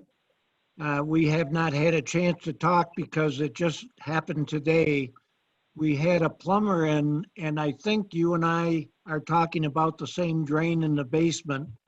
The plumber snaked that drain today and opened it up. And, Oh, great. And we're anxious to see what happens now that the drain has been opened up. But So did he video scope that? he did not. He does not have that equipment, or he didn't have it with Okay. him today. I don't know which. So one of the recommendations we had was to video scope that line in multiple directions. Yes. And to clean out any clogs. It's good that he was able to clean out a clog. We just want to make sure there wasn't a break somewhere in the line. He thinks there was a break because he found pieces of tile. But it's hard to determine how bad the break was or if it was just a piece that chipped off. We don't know that. Yeah, so you're going to do a kind of wait and see if this fixed the issue. If there is a broken pipe and it is the old clay tile pipe, I would recommend a video scoping sometime in the future just to find out how extensive that break is. If he cleaned it out and there is a break, there's a good chance over time it's gonna fill back in. Sure. So that was one of our recommendations for that area, but our main focus for this report was the attic spaces. Because you've got active leaking currently, I think you still have it, specifically over the library. It's still there. Is that correct? Okay. So in this report, we went through and identified a number of repair areas, one of which was the thermal barrier. So what we did was we included building sections within the report showing an outline and the breach in the thermal envelope for the building. There were about 3 or 4 different areas of concern that we identified, specifically at CMU wall, where there was no thermal insulation between the cold attic and the conditioned space. We then took a look at the airflow. And so there are 4 things that we're really looking at here. One is water flow. The second is airflow. The third is moisture vapor flow. And then the 4th would be the thermal exchange of the thermal barrier, which would be your insulation. And we found that in a lot of cases, in almost all the attic spaces, we've got varying issues from negative pressurization to lack of ventilation and heating that contributed to the issues that you guys are seeing. Any questions? Dan? No, not really. Well, one concern, the roof itself leaks. That's a problem. I realize the ventilation and insulation problem is terrible, and that's a major problem with the water inside the library. But the library roof itself leaks, particularly the east side. Would it pay to get the roof on and then deal with the problems inside first? At least it'll stop rain from coming in. I know it won't help with the ice and all of that problem. I mean, I'm thinking about getting kind of sealed up, or would it be better to work on the whole problem, possibly, I don't know, with the insulation and the ventilation. Maybe it'd be easier to work on stripping the roof off and dealing with the inside first and then doing the roof. I don't know. If we could stop rain coming in, that'd be good. I'm just thinking timetable. That's definitely the primary concern. You got to keep the rain out. We were looking at this as if there was condensation occurring within the attic space, but it sounds like if it's still active during the summertime, then it's definitely a roof leak issue. It's I, just I, that I would, area, that area specifically has two roof structures. The existing roof structure from the firehouse is still inside that attic. And what we couldn't determine was, first of all, where this was coming from. We took a look at the flashing and you know, at the vertical wall at that location, with that secondary roof system in there, which still has its roof on the deck. Yeah. It was difficult to determine exactly where the leak was occurring. And I understand from Todd that the town is looking at replacing the entirety of that library roof, which I would hope would take care of this leaking issue. But again, we could not make a determination from our observations exactly what was causing that leak. I know the water comes in by the elevator shaft, and I think the old firehouse roof is damaged in such a way that it bent down towards that area. It's an old metal roof, and it's bent down towards that area, and there's a hole cut in for access. And when condensation just collects with the ice, and it comes in and it dumps right in front of the elevator. So I know ventilation, the whole thing has to be fixed, but I don't know the best way to go about it. So Bill, can you walk through, like, that's what he's kind of asking. We talked about this a little bit.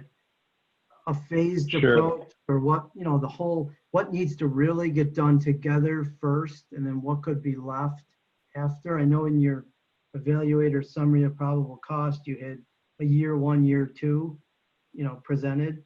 Year one had the majority of the issues and the dollars, and what was left was, you know, minimal compared to the first, you know, to go through. So, yeah, if you could walk through that, that would help, I think. Sure. So the area at the elevator is a block wall construction that extends above the library roof system. There's a portion of that block inside that attic, I call it 007, above the library, that has no insulation. So you've got a cold attic up against warm block. And that's where a lot of condensation is likely occurring, is right along that wall. And, you know, eventually getting down to either the old firehouse roof or to the ceiling into the library. Somehow that water has to go somewhere, and it's going to go down. Yeah. So that's the first thing. I think that's something that should be done with this roof system over the library. If we just did the library, we still have the problem of this big attic with mechanical system that's just heating like crazy.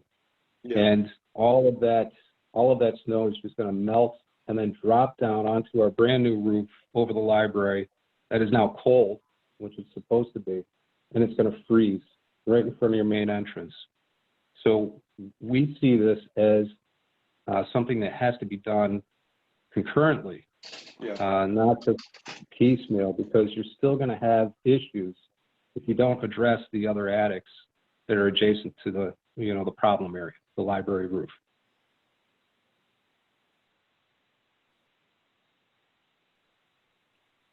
Thank you, Bill. One thing I want to avoid is putting on a new roof and then having to tear it off to do this other work and running into those additional costs, because I think this is going to cost an arm and a leg to start with. And if we can take it very methodically and not do something that has to be undone in a few weeks, I think that's the way to go.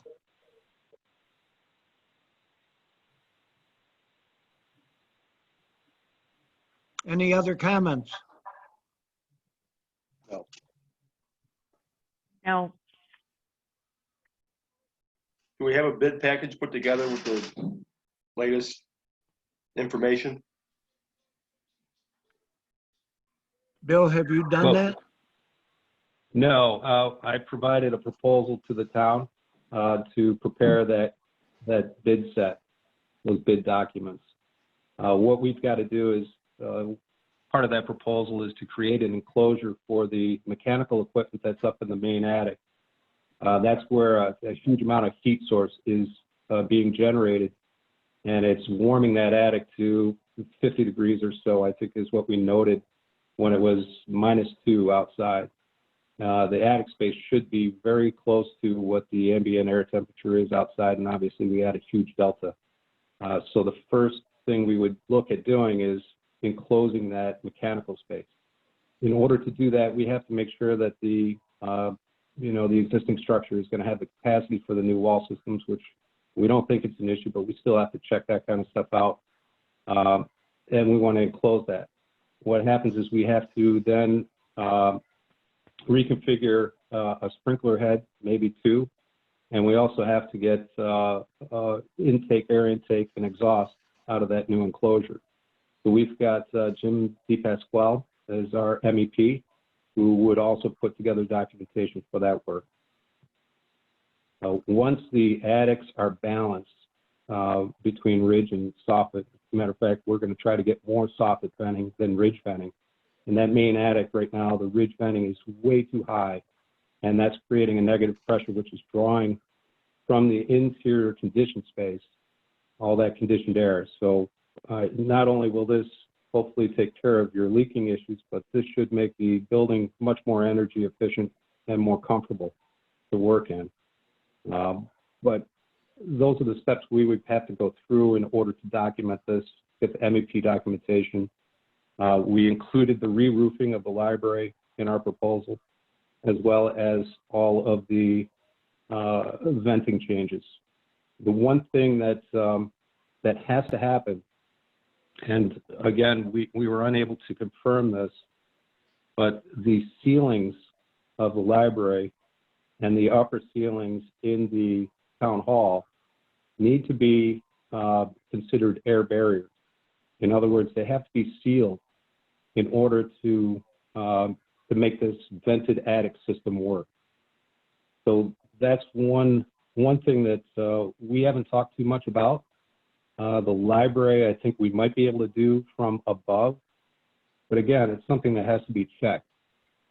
So in our proposal, we had anticipated a day that we would go out and confirm these different areas and inspect in order to determine, what the work scope is going to entail. Thank you. A question. When you raise the internal air, let's say from the present midwinter 50 degrees to the ambient air outside, will that have any effect on the performance of the equipment up there? I would think it would be more efficient.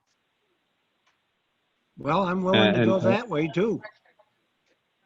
Yeah, I think the building overall will be much more efficient and much more comfortable for the occupants after this work is completed. That'd be great. Any other questions? All right, Bill and Todd, thank you very much. Appreciate it. We'll be talking. You're welcome. Thank you. Thank you. Yep. All right, I think Deputy Supervisor, you already commented on the Rush Riverside Refuge. And number 3 is Councilwoman Corbin's report on Invenergy and Horseshoe Solar. Yep, the latest, just to remind everyone, in case anyone was not at the last town board meeting, Horseshoe Solar filed their application with New York State on July 2nd. 134 documents are on the DPS website. If anyone would like to look at the hard copies, the town clerk has many binders that the actual printed hard copies, you can call, make an appointment, because remember the town hall is still closed. And then you may come in and sit in the boardroom and look through the binders of information. But remember, you must make an appointment. We're working also on a few presentations for the next town board meeting on Horseshoe Solar. So feel free to contact either Horseshoe Solar project manager or myself if you have any questions. And that's all, Supervisor. Thank you. Number 4 of old business is something that has been referenced here tonight already a couple of times, and that is filling the board vacancy. And I never know when there's new people online or not, so I would like to just go through once again my opinion. When I left the board and became the supervisor, I was not willing to fill that position with an appointment from either party or other sources in town. I felt that, and I still feel that that position should be filled by the voters. However, something recently happened, and that was the resignation of another town board member, which now cuts us down to 3. And I knew that 4 members would be difficult. It could be done, but it would be difficult. And now I'm finding out that a 3-member board is virtually impossible to deal with. And we can't continue even for 6 months serving the residents of Rush with a impossible board situation. So what I would like to do, and I've made some concessions here and you'll hear about it, I would like to move to authorize the appointment of Gene Morelli to the Rush Town Board effective July 22nd, 2020 through December 31st, 2020, in recognition of her advanced financial and business skills and her declaration to not be a candidate for elective office before December 31st, 2020. I would also move to authorize the appointment of Jeff Warner to the Rush Town Board effective July 22nd, 2020 through December 31st, 2020, in recognition of his previous town board experience and his declaration not to be a candidate for elective office before December 31st, 2020. May I have a second? I will second that if they are both willing to serve. If I may make one comment on the resolution, I would reflect which candidate is filling the unexpired term of which seat, because there is 2 seats. One is former Councilman QC's seat, and the other is former Councilwoman McCarthy's seat. I would just designate which person's filling which seat. If they both, the unexpired terms are both going to end at the end of this year and up for election, but I would put that on the record. A good point. My thought was to appoint Gene Morelli to the unexpired term of Rita McCarthy and appoint Jeff Warner to my unexpired term. And I believe Or not yeah, to the balance of my term. May I have a second? I will second that in hopes that Jeff and Jean will be willing to serve through the end of December 31st, 2020. So that our board can get the work done that it needs to get done. Jerry, I have a comment here. Rita's position does not expire until 12/21, not 12/20. Phyllis, I apologize, but this is not a public comment period. No, it's not, but it's a fact. Yeah, I don't We'll accept that fact. The seat could not continue beyond the regular election, so that would have to be fit. It could not move beyond 2020. So if I misspoke in terms of balance of the unexpired term, I didn't mean to suggest balance of a term exceeding the end of 2020. It would only be through the balance of the year and subject to filling at the regular election of that seat. So if I misspoke, I apologize.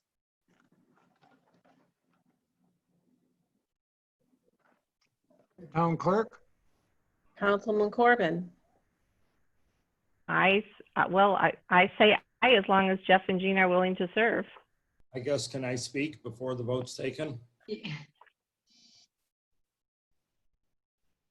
Mr. Supervisor? Yes, sir. Go ahead. All right. I first, when I was witnessing the lack of the fifth board member back in January, February, with the bickering that was going on at the town board, as a town citizen and a former board member, I got up that night and I said, you know what, I'll fill in till the end of the year. Since then, you've stated many times vocally that you wanted the people of Rush to vote for this, to fill the seats. And so now I understand. Yeah, I mean, I'm at every board meeting. I watch what goes on. The reservations I would have at this point, or I guess what I would like to do before I accept, I would like to interview personally each existing board member on the current status of the town of Rush, and I would like to do it in a confidential setting, and I would also like to do it more or less an executive session. What concerns me is when Councilwoman McCarthy left the board, she made the comments that she was leaving for personal reasons, for legal reasons, and for financial reasons in regards to the health of the town of Rush. And I think I would not be doing myself justice or the good people of this town justice unless I knew exactly what I was stepping into and what Councilwoman McCarthy might have meant by that.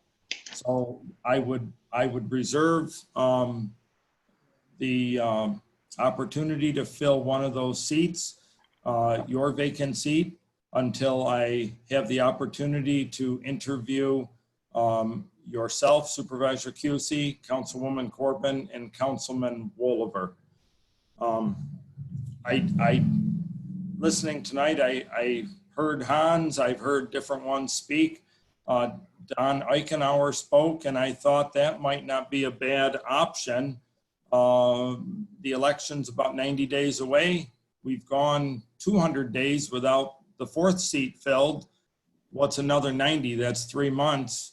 And we'll be at the election, and then promptly it can be done the next day from the election or as soon as the votes are counted. The two winners of the election can be seated immediately and still get 2 months in for the rest of this year. So that would be an option, but I would like to reserve the right to interview the board before I accept the position. Thank you. And what does the board think about Mr. Werner's position? Have you asked him prior to this announcement tonight? Did I ask him? Yeah. No, he told me enough times that I didn't think I had to ask him. When we filled board seats before vacancies, we usually interviewed a bunch of candidates and then chose from the one that the board thought was the best. And you just pick people and hear yes or no. Well, Dan, on April 22nd, you did nominate Jeff Werner, and there was a second. Right, and that's why we think it is a very good compromise to nominate tonight, as Jerry has, and I will second it again to nominate Jeff Werner and Jean Morelli to the two seats that are currently vacant till the end of December 31st, 2020. So I will make that second, Supervisor. I think they would be an excellent appointment because the town is vulnerable right now and we need to get the work done of our town. I would be very willing to work on behalf of the town. Thank you. Would that still be one resolution or two resolutions then? Would be one resolution for both. I just wanted to interject here that I understand what Mr. Werner said. I'm talking about the ability of the board to function for another 90 days. But if you consider that we've got the budget development process coming up, solar is taking another hit at us. And we've got many, many things that probably can't wait effectively for 90 days. We need board members to work on them now. Town There are- clerk, Yep. Go ahead, Jerry. go ahead, Pam. Councilman Corbin, Aye. Councilman Wilver, We had a, what was that?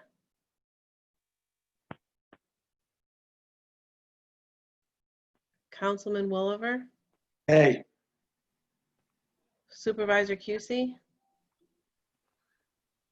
aye. Did I hear Dan say nay? yes. Dan, if I could just ask you to please reconsider. If any one of us can't be at a meeting in the next 90 days, we cannot do the business of the town. We need. We should have taken care of the empty board seat. Dan, just let me finish, please, if that's okay. You're demonstrating the example of why a 3-member board does not work. We're leaving our town vulnerable. There's been concessions on both sides by nominating the 2 individuals tonight. And I've listened during the public comment period. I believe strongly in the skills and experience that we need right now of Jean Morelli as we go into the budget season. Our town can't wait till after the election. Our town has serious legal issues that can't wait till after the election. Our town has financial issues given the pandemic. Our town has major development decisions regarding Tier 3 solar installations, etc. To not appoint 2 board members tonight leaves our town vulnerable in so many ways, so that some are confidential, some are not. So taking that into consideration, I hope you can support Dan as you've listened to my argument, and I'll listen to yours, on appointing both Jean and Jeff. And again, our town is very vulnerable. As I said, my husband had major surgery 2 weeks ago. I almost wasn't, he said, why didn't you bring the laptop to my hospital room? But I left him and I came home so I could make sure we would have a quorum so we could hold the meeting. We need to be able to conduct the business of our town for our residents. That's what we are elected to do. So Dan and Jerry, let's do our part tonight, and please appoint and reconsider appointing Jean and Jeff. Thank you. Jeff just said he'd like to speak to each one of us individually before he. Comment, please. Go ahead. So Amber, with all due respect, you just had a very good statement all prepared for this tonight. No, I wrote it actually after, right here, my handwriting, the public comment period that I listened to, Jeff. I mean, and Jerry, you ran for office last year on open government and over and over, and you stood up on the pulpit at the Methodist Church that night and stated that you're going to do everything in your power to have open government. And as a citizen, you know, was this run by Dan today, yesterday, when the agenda was put together? Did you run this by him? I did not, Jeff.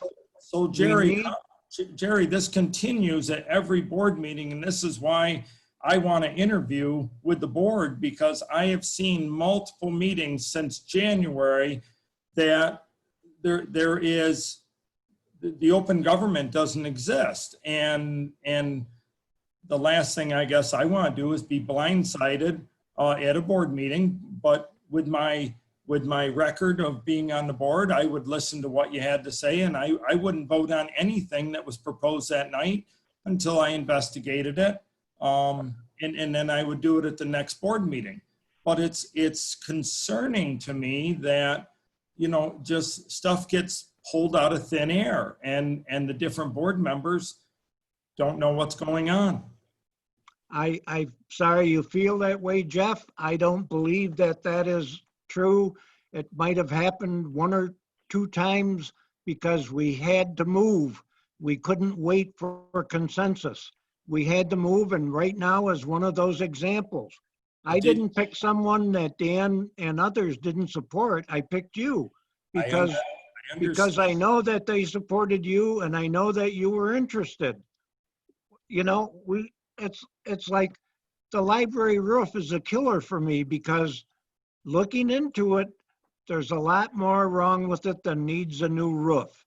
The same is true for this situation. There's a lot more wrong with it than just appointing a couple of people. We need you, we need Gene. We need you two to run the business of the town from now through the end of the year. I don't have time to get a consensus.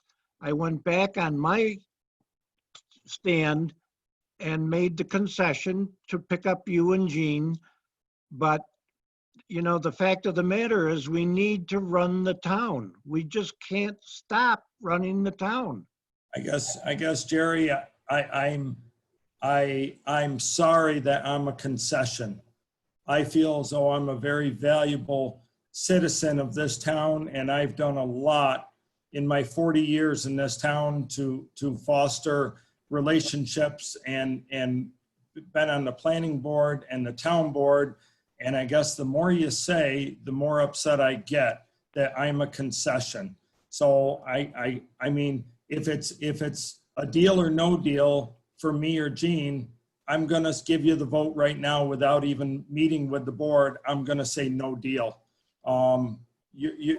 This is, I have seen enough over the past few months that you bring things to the board, and I cannot be guaranteed that you would include me. You say you need help with the library roof, yet at the previous board meetings, you know, at the one board meeting, I heard that you say, well, I brought this engineer in, I brought this person in, but I'm not going to disclose who it was.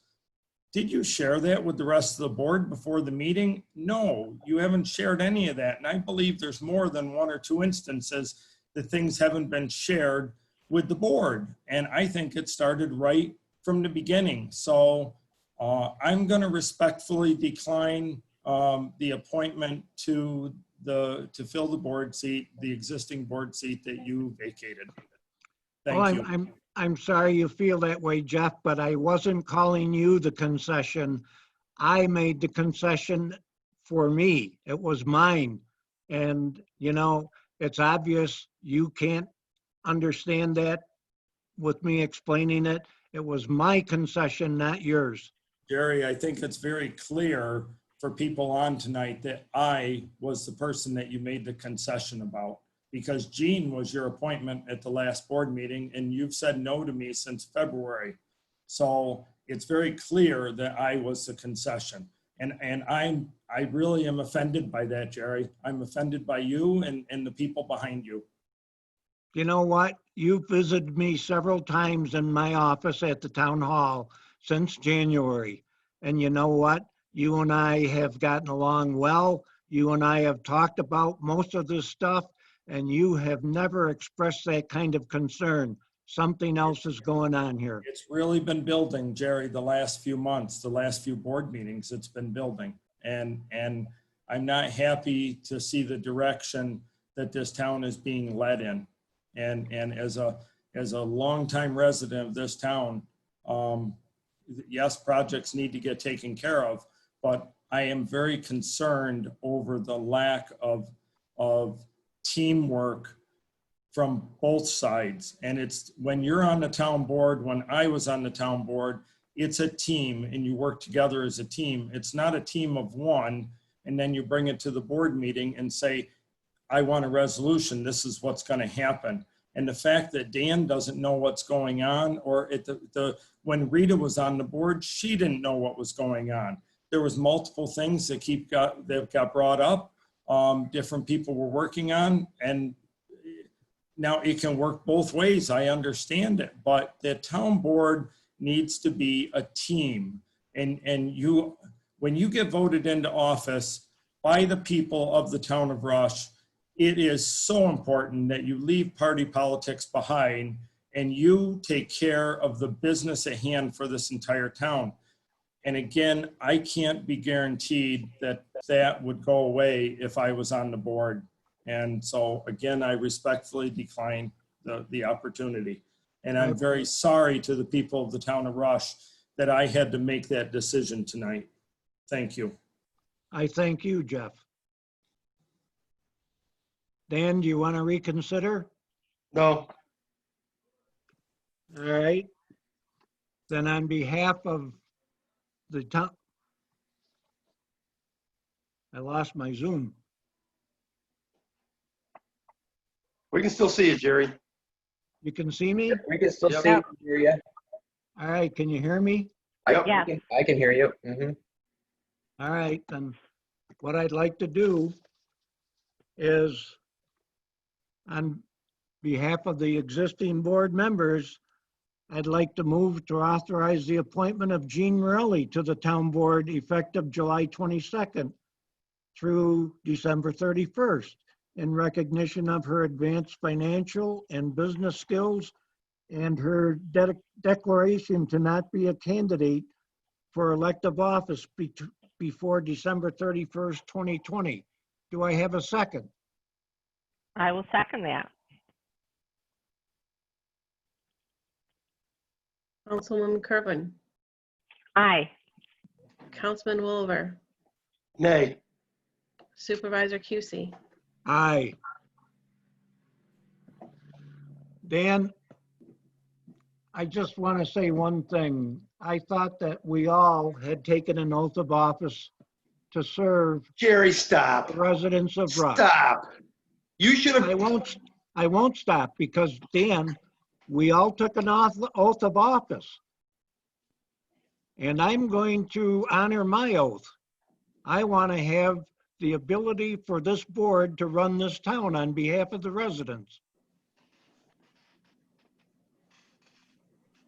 I think there's some other motivations going on, but I'll accept it.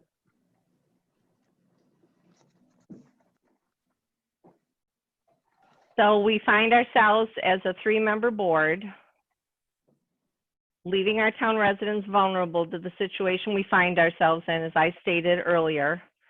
We don't know what's going to happen tomorrow. We don't know what's going to happen tonight. We don't know what's going to happen in a month from now, Dan and Jerry. And these 2 board seats seemed like a very good option, listening to the public comment period 1. Because, as I stated already in my written notes during the meeting, that our town has a lot on its plate. And the 3 of us are doing the best we can to get the work done. But there's more work that needs to be done, that we need 2 more people to get the work done. Yes, in the next 90 days. No, I got your. Thank you, Amber. Mm-hmm. All right, we'll move on to new business. As you heard stated before, the budget process has begun. It's very important this year because of the COVID impact on revenue stream. So we'll see where that takes us. Yes, yeah. Someone's got their mic open. I don't know who it is. Okay, I've also mentioned the CARES program earlier. And future dates, Town Board, August 12th and August 22nd. Planning Board, August 18th. And Zoning Board of Appeals, August 23rd, July 23rd and August 13th. Now we can move into the public comment period. This is the period where you can make a comment, ask a question. You'll have 2-way dialogue. All we ask is that you show respect and diplomacy and have at it. Thank you.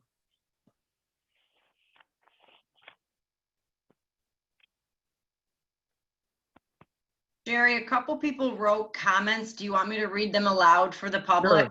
Sure. Okay, so Carol Barnett at 9:12 p.m. wrote, why not choose the 2 replacement town board members contingent on Jeff Werner interviewing the town board and being satisfied that he is willing to join the board?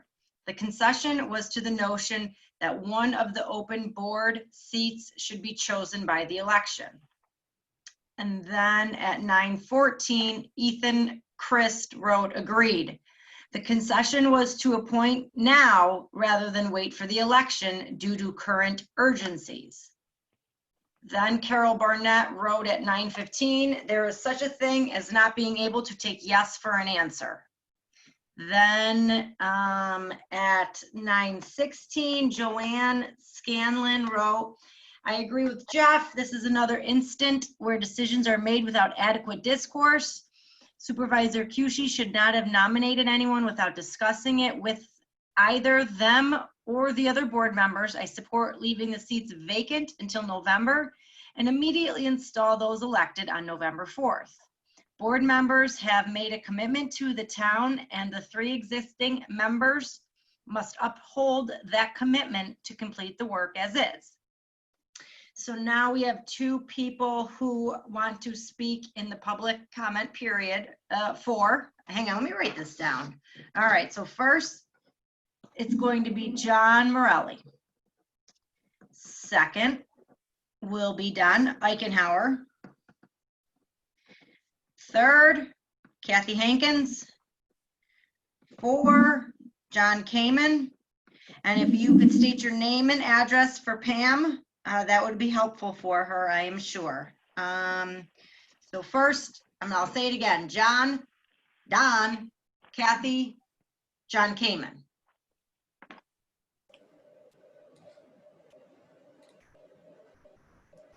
Want to start the video there, or? Yes, I had to find you first.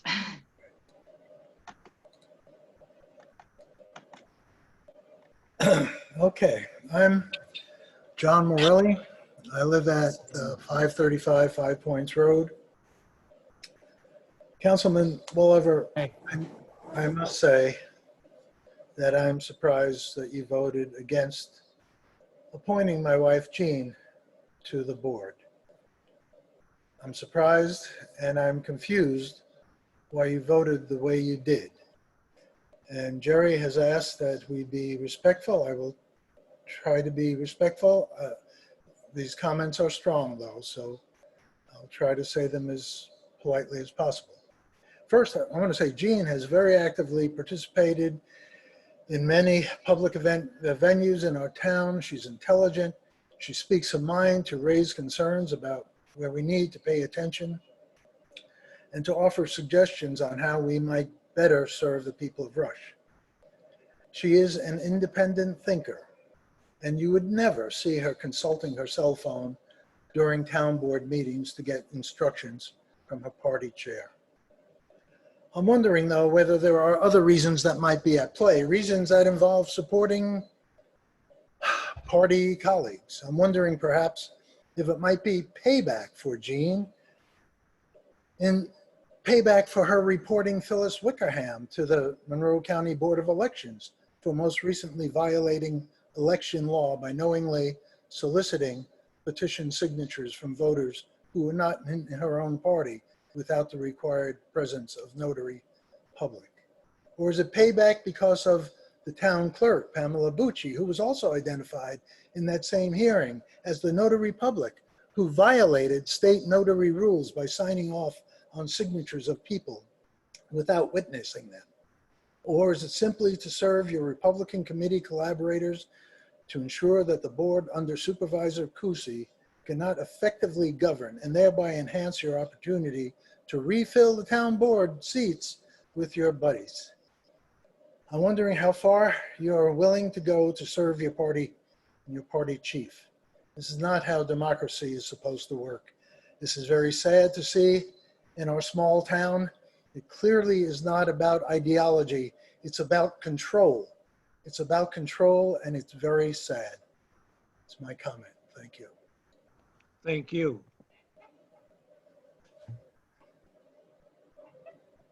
Don, you ready? Yep.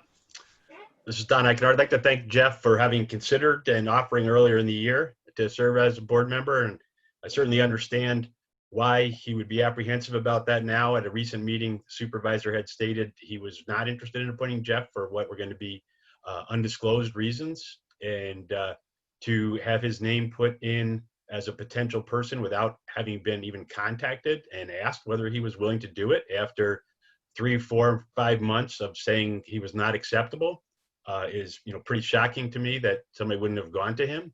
And I'd like to thank Dan for, his stance. I mean, certainly if the board had viable candidates or viable interested people, that information and their resumes should have gone to all board members for them to consider. And then maybe the vote would have been a different vote if they would have had that opportunity to look at that. And that's it. Thank you.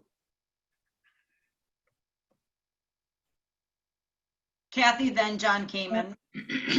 Thank you. Thank you for the opportunity to speak. There's three pressing issues for our town. But first, I'd like to really affirm that our finances are in very good shape. For a person who has followed the budget for the past 10 years, we have significant money in our unexpended balance. The pressure on our town is the same as the pressure on 973 other towns in our state. It's the pressure of what we don't know will be lost within our tax revenue. It's the sales tax. It's the pressure of COVID. So the second issue is really, why do we need to have a minimum of 4 board members? A minimum, because we need to be able to have a supermajority. And it's what Amber said, if we end up with one day where we end up with anyone who is out of commission for any reason, our town cannot meet and function.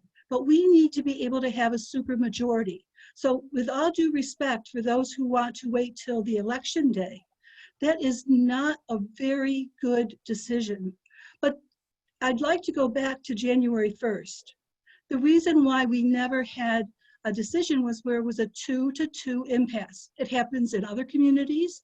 When Jerry assumed being the supervisor, winning after a very, very close election, there was clearly no way to make a decision. And Jeff Warner was stepped up, volunteered repeatedly, but many people voiced concerns because he had a first major solar project that had been longstanding since a year ago on the table. It was a very, very difficult time for this town to start to consider solar, and we've come a long, long way. Everyone was supportive of having solar. Many of us were supportive. Not everybody was supportive of solar, but many of us. I was very supportive. But then you get into the details. With the zoning law, took a long time. So it wasn't anything to do with Jeff. It was to do with really seeing that we had a 2-2 tie in our town. Now we have a different situation, and we need to really move forward. We not only have COVID, we have this budget, and we have Horseshoe Solar sitting right next to us, and it needs a lot of attention, and it needs to be there, just thinking of all the binders that we have for people to go through. So there is no time to waste. The law is very clear in New York State. Now, from my perspective, it should be a majority of those remaining. We don't have ghosts on our board. There's a vacancy because Jerry could not assume 2 roles at the same time. That's a vacancy. But now we have somebody who terminated their term ahead of time. They resigned, and now we have 3 people, and it should be the majority of those, and that should be honored. And while I respect what you're saying, Dan, you're the one who presented over and over again Jeff as the nominee. So there was no concession. Jeff Warner wasn't a concession. It was Jerry Kusi who decided that he would go back and wait till the election, something that Phyllis Wickerham was. So we have to get away from all this clutter. The reality is we need at least 1 more person on our board immediately. If Jeff wants to go through an interview process, but there's a factor analysis of everybody who wants that seat.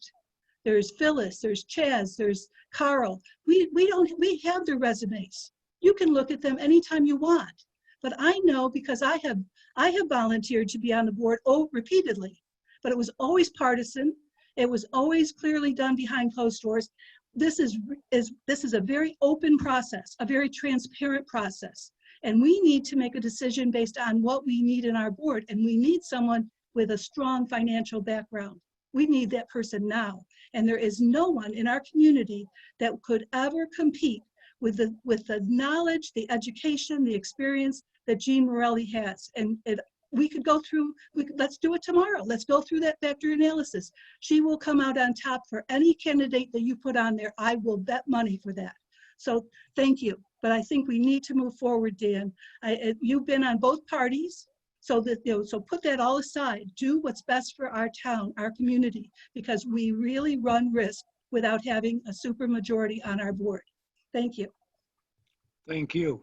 Thank you, Kathy. Next is John Kamen.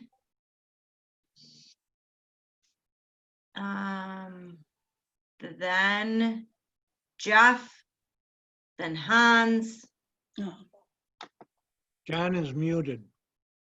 And I Okay. think you've got I'm Ethan on- Chris there too. Sorry, John. No problem. All right, so I'm unmuted now.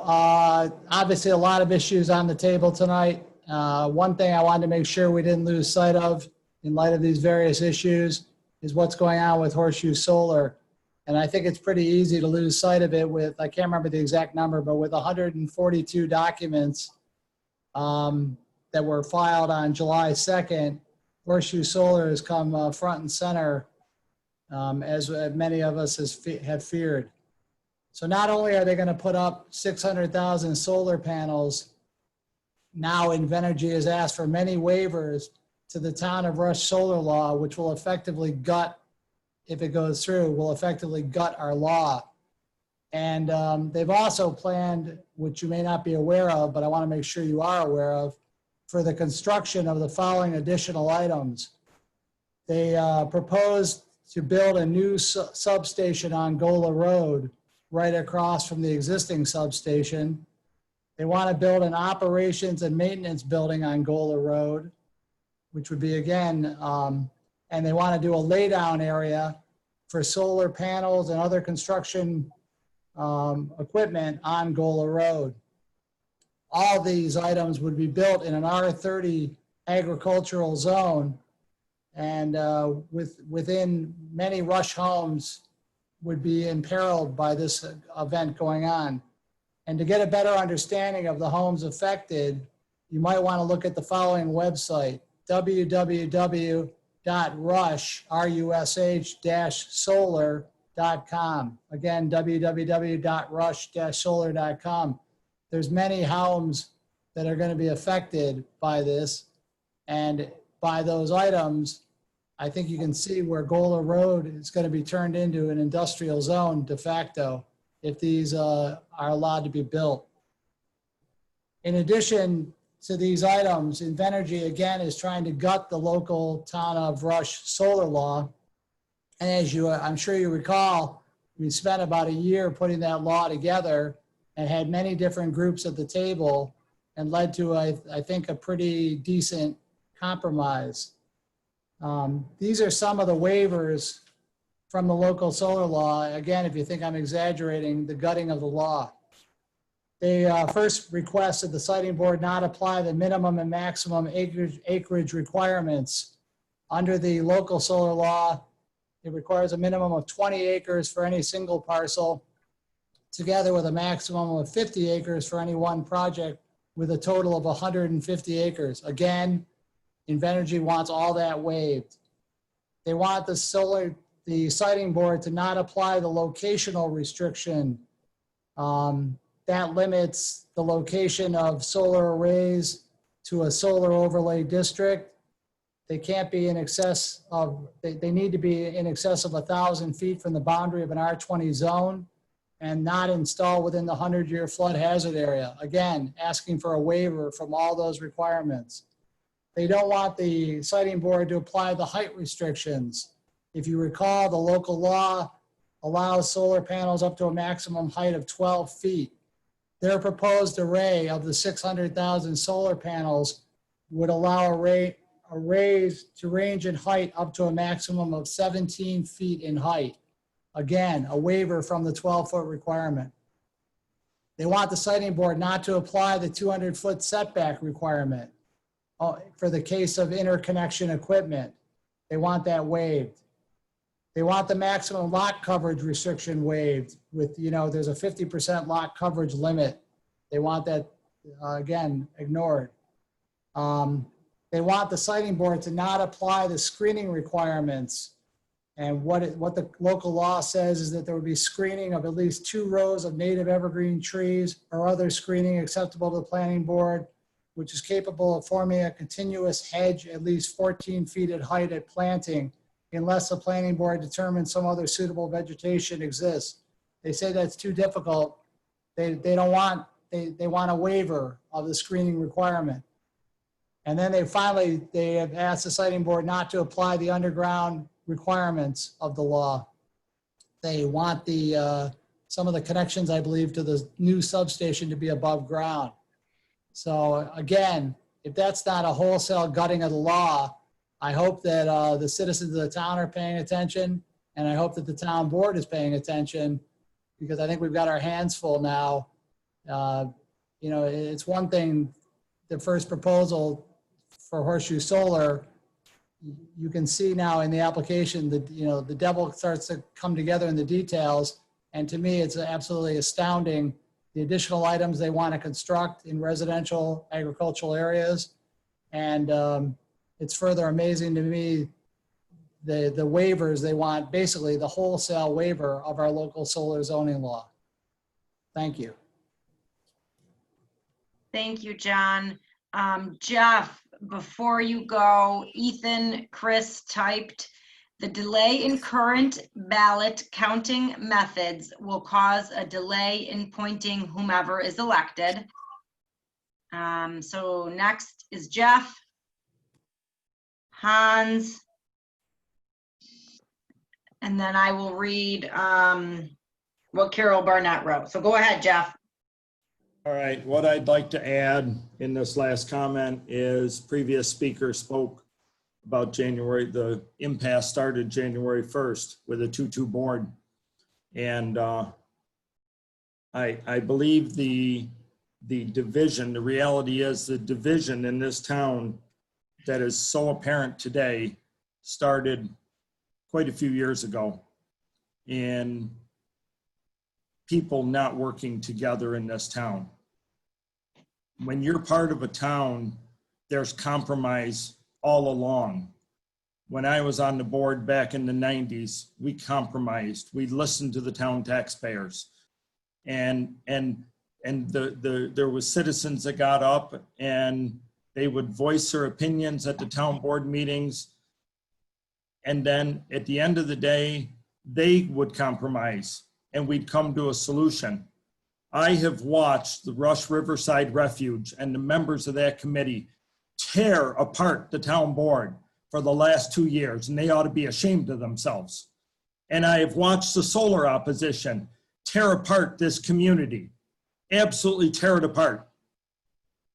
And those members know who they are.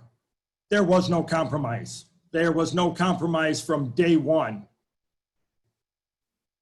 And then I got up, I was fed up last year, and I got up and I spoke, okay, I want solar. I see the benefits of solar. I see what renewable energy will do. I know what farmland means to this town. I know what farmland protection means. But this group, they continued to hammer. And that attitude was taken right into last fall's election. And how do we get past that? Well, during the organizational meeting, and again, people that ran for office said, don't worry, we're going to be transparent. We'll have an olive branch. We will have an olive branch across the aisle to the other members of the opposing party. It's very similar to Washington. It's the same stuff that's going on in Washington, and it's sickening that was brought right here to our small town. 3,000, 3,500 people what are in this town, and we can't figure it out. And I'm just appalled at what's been going on. And at that organizational meeting, the supervisor appointed Victoria Mazzetti. I've known Victoria for many years, since she was young. Wonderful person. But it wasn't the person, it was the delivery right from the very beginning. There was no discussion with the other board members. Sit down and say, hey, this is my vision. You know, when I ran against Bill Udicious on the Democrat ticket as a write-in campaign, Bill won that campaign fair and square. He was an excellent leader for this town. And when Bill won that election, he invited me to his house. And I sat down with Bill and we went over the issues that I saw in the town of Rush.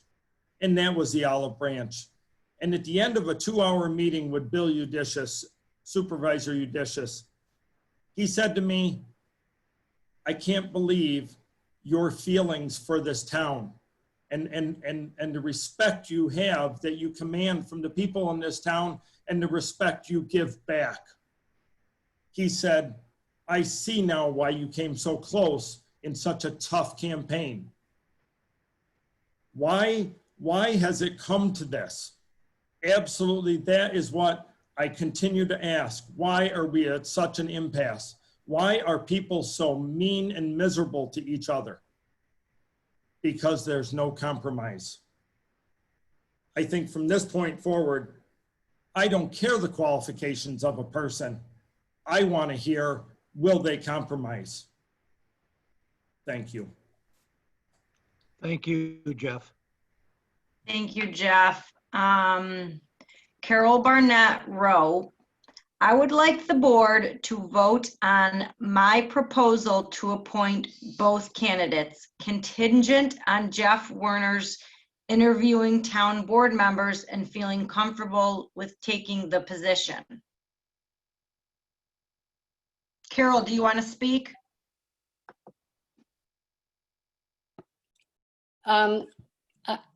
That really says it. I think it's a reasonable proposition. I mean, the town board often votes on things contingent on the lawyer approving something or whatever.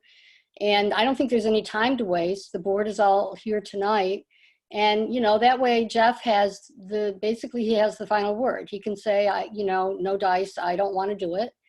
I mean, nothing needs to happen unless it's agreeable to him. And it seems like, one of the things that Dan objects to is that he feels that Jeff is taking umbrage or something of that sort. So, there's certainly an out. It doesn't have to be, it accomplishes something, and it has an escape hatch as well. That's all I'll say. Thank you. But I think it's reasonable. I would like to see the town consider it unless there's some objection. Thank you, Carol. Thank you, Carol.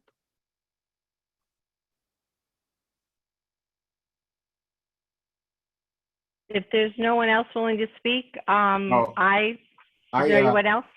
Oh, yeah. Hans. Sorry, Hans, I didn't see you there. Oh, sorry, Hans, I skipped you. It's okay.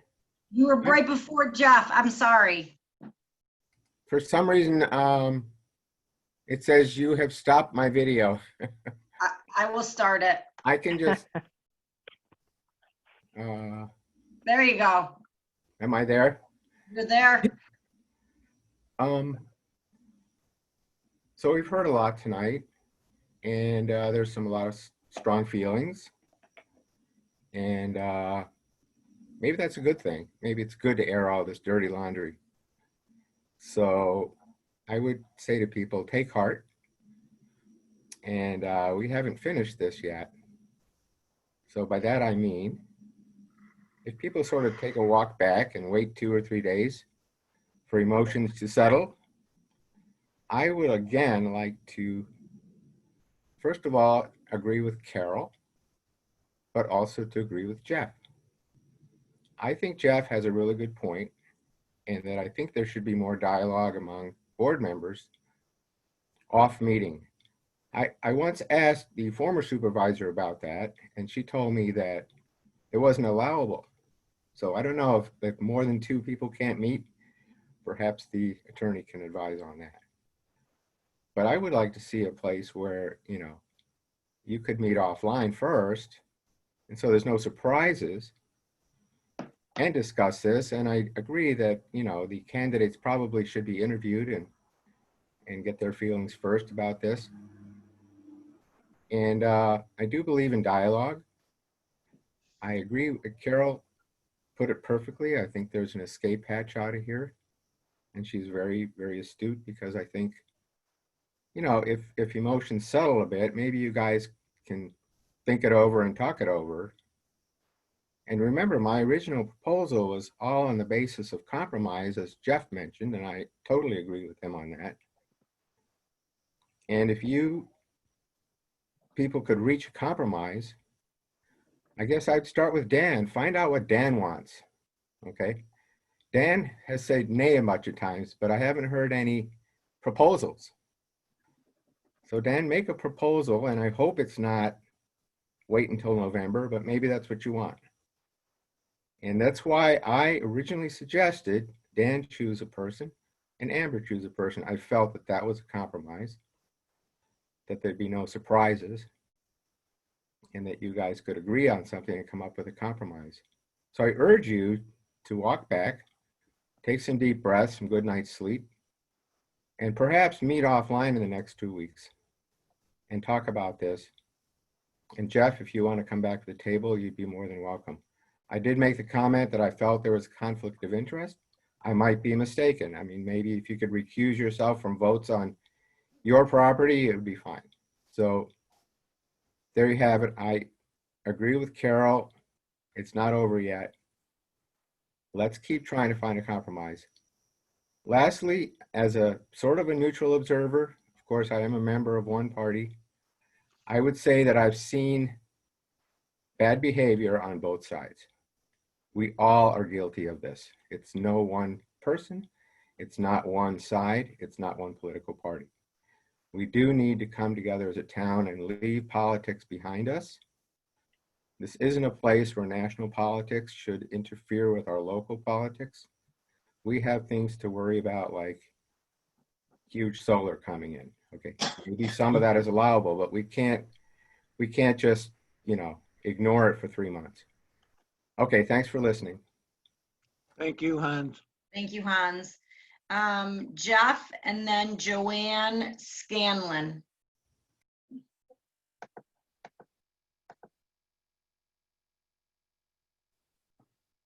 Thank you, Victoria.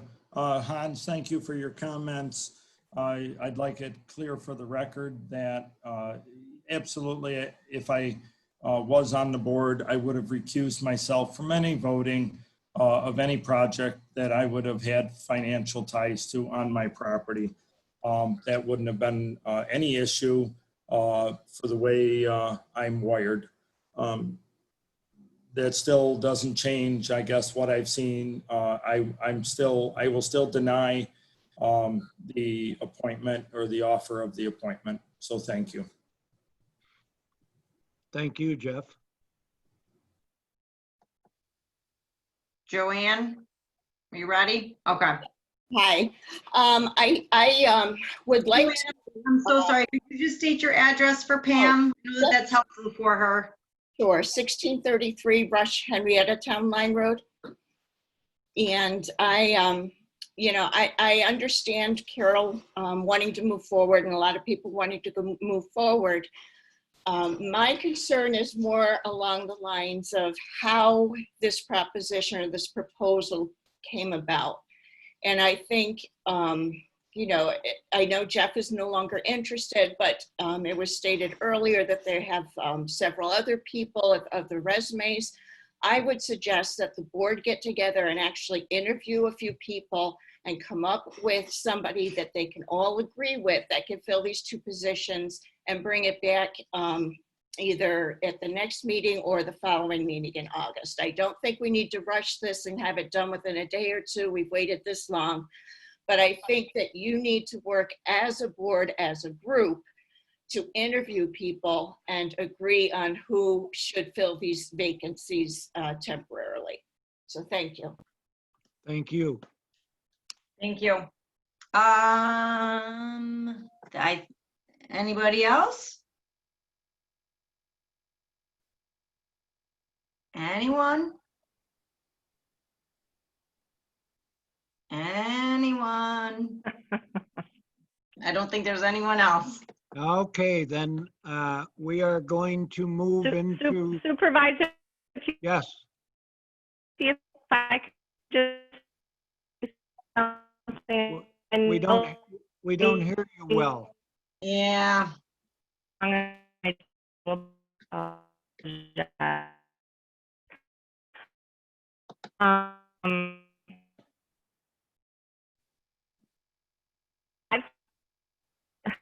No audio. Can you shut down your video and speak? Oh, come on, you hear me now? Can you hear me at all now? Yes. Okay. All right, I took my Bluetooth. I'm at the town hall, so my Wi-Fi would work. What's up with that? So Bluetooth. for some reason, it won't let my video work. So I'll just say thank you, everyone, for the comments, both in the first and the host has stopped my video, and the second comment period. And I've listened to everything, and I wrote down some notes, and I guess I will make one last resolution or motion or proposal, whatever the proper terminology, to see if this is something that could work for our town. I'd like to make a motion to appoint Jean Morelli for the vacant seat of, I believe it was Rita McCarthy, until December 31st, 2020 temporarily, and that she is not running in the November election, and that Dan can come back in 2 weeks and make a motion to appoint someone that is not running in this year's November election so that we can get our town board moving. Intervenor funds are due August 14th or the 12th before our next town board meeting, and we need people on board to get the work done. So I don't know if I said the motion properly or not. If you need me to repeat it, let me know. I'll second it properly or not. Dan, did you understand what, I apologize because I know my video's cutting in and out. Did I make sense to what I was proposing? I understood. Okay, thank you. Councilwoman Corbin, is the resolution to allow Dan to appoint at a future meeting the seat? Because I don't know that would be effective. It needs, every vote for appointment would need a majority vote of the three of you. You can't designate a future action. If the motion is to designate Dan to allow for appointment, it wouldn't be effective absent the three of you voting to fill the seat. So I just want to see clarification on that. As long as he was bringing someone that was not running in the this year's November election, then we would vote for that. And that would fill Supervisor Cusey's vacant seat till December 31st, temporary appointment 2020.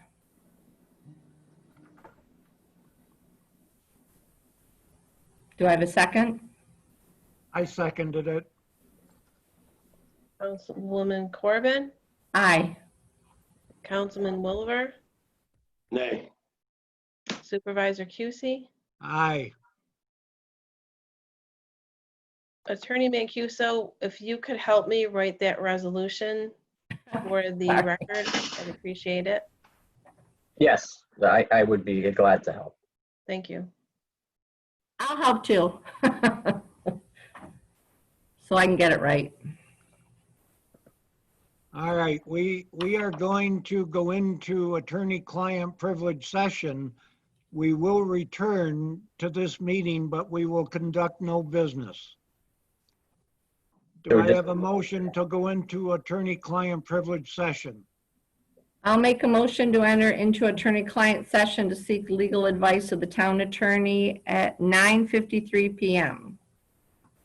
Given the nature of the attorney-client session, those attending will be the supervisor, the town board members, the deputy supervisor, and the town attorney. I second that. Councilwoman Corbin, Aye. Councilman Wilver, Aye. Supervisor Cusey, Aye. and being that there will be no resolution or no voting, anything to take part in, would I be excused from the continuation of meeting and somebody else take the last vote? The last vote? We When need you to close the meeting? a motion, yes, the yes. motion to close. Yes, we will do that. Thank you. You're welcome. John, is it okay to put everybody in the waiting room now? Yes.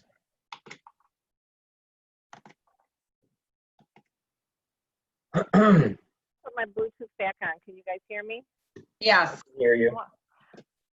Can you believe it? I'm sitting here in the town hall, and I'm still having internet connections. Maybe it's my laptop.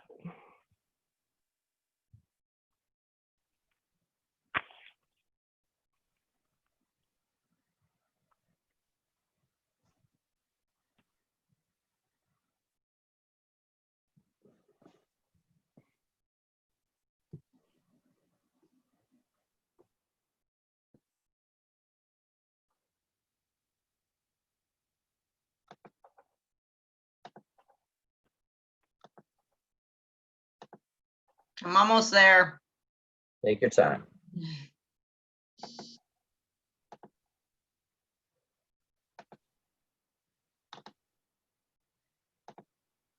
Everybody get up and stretch.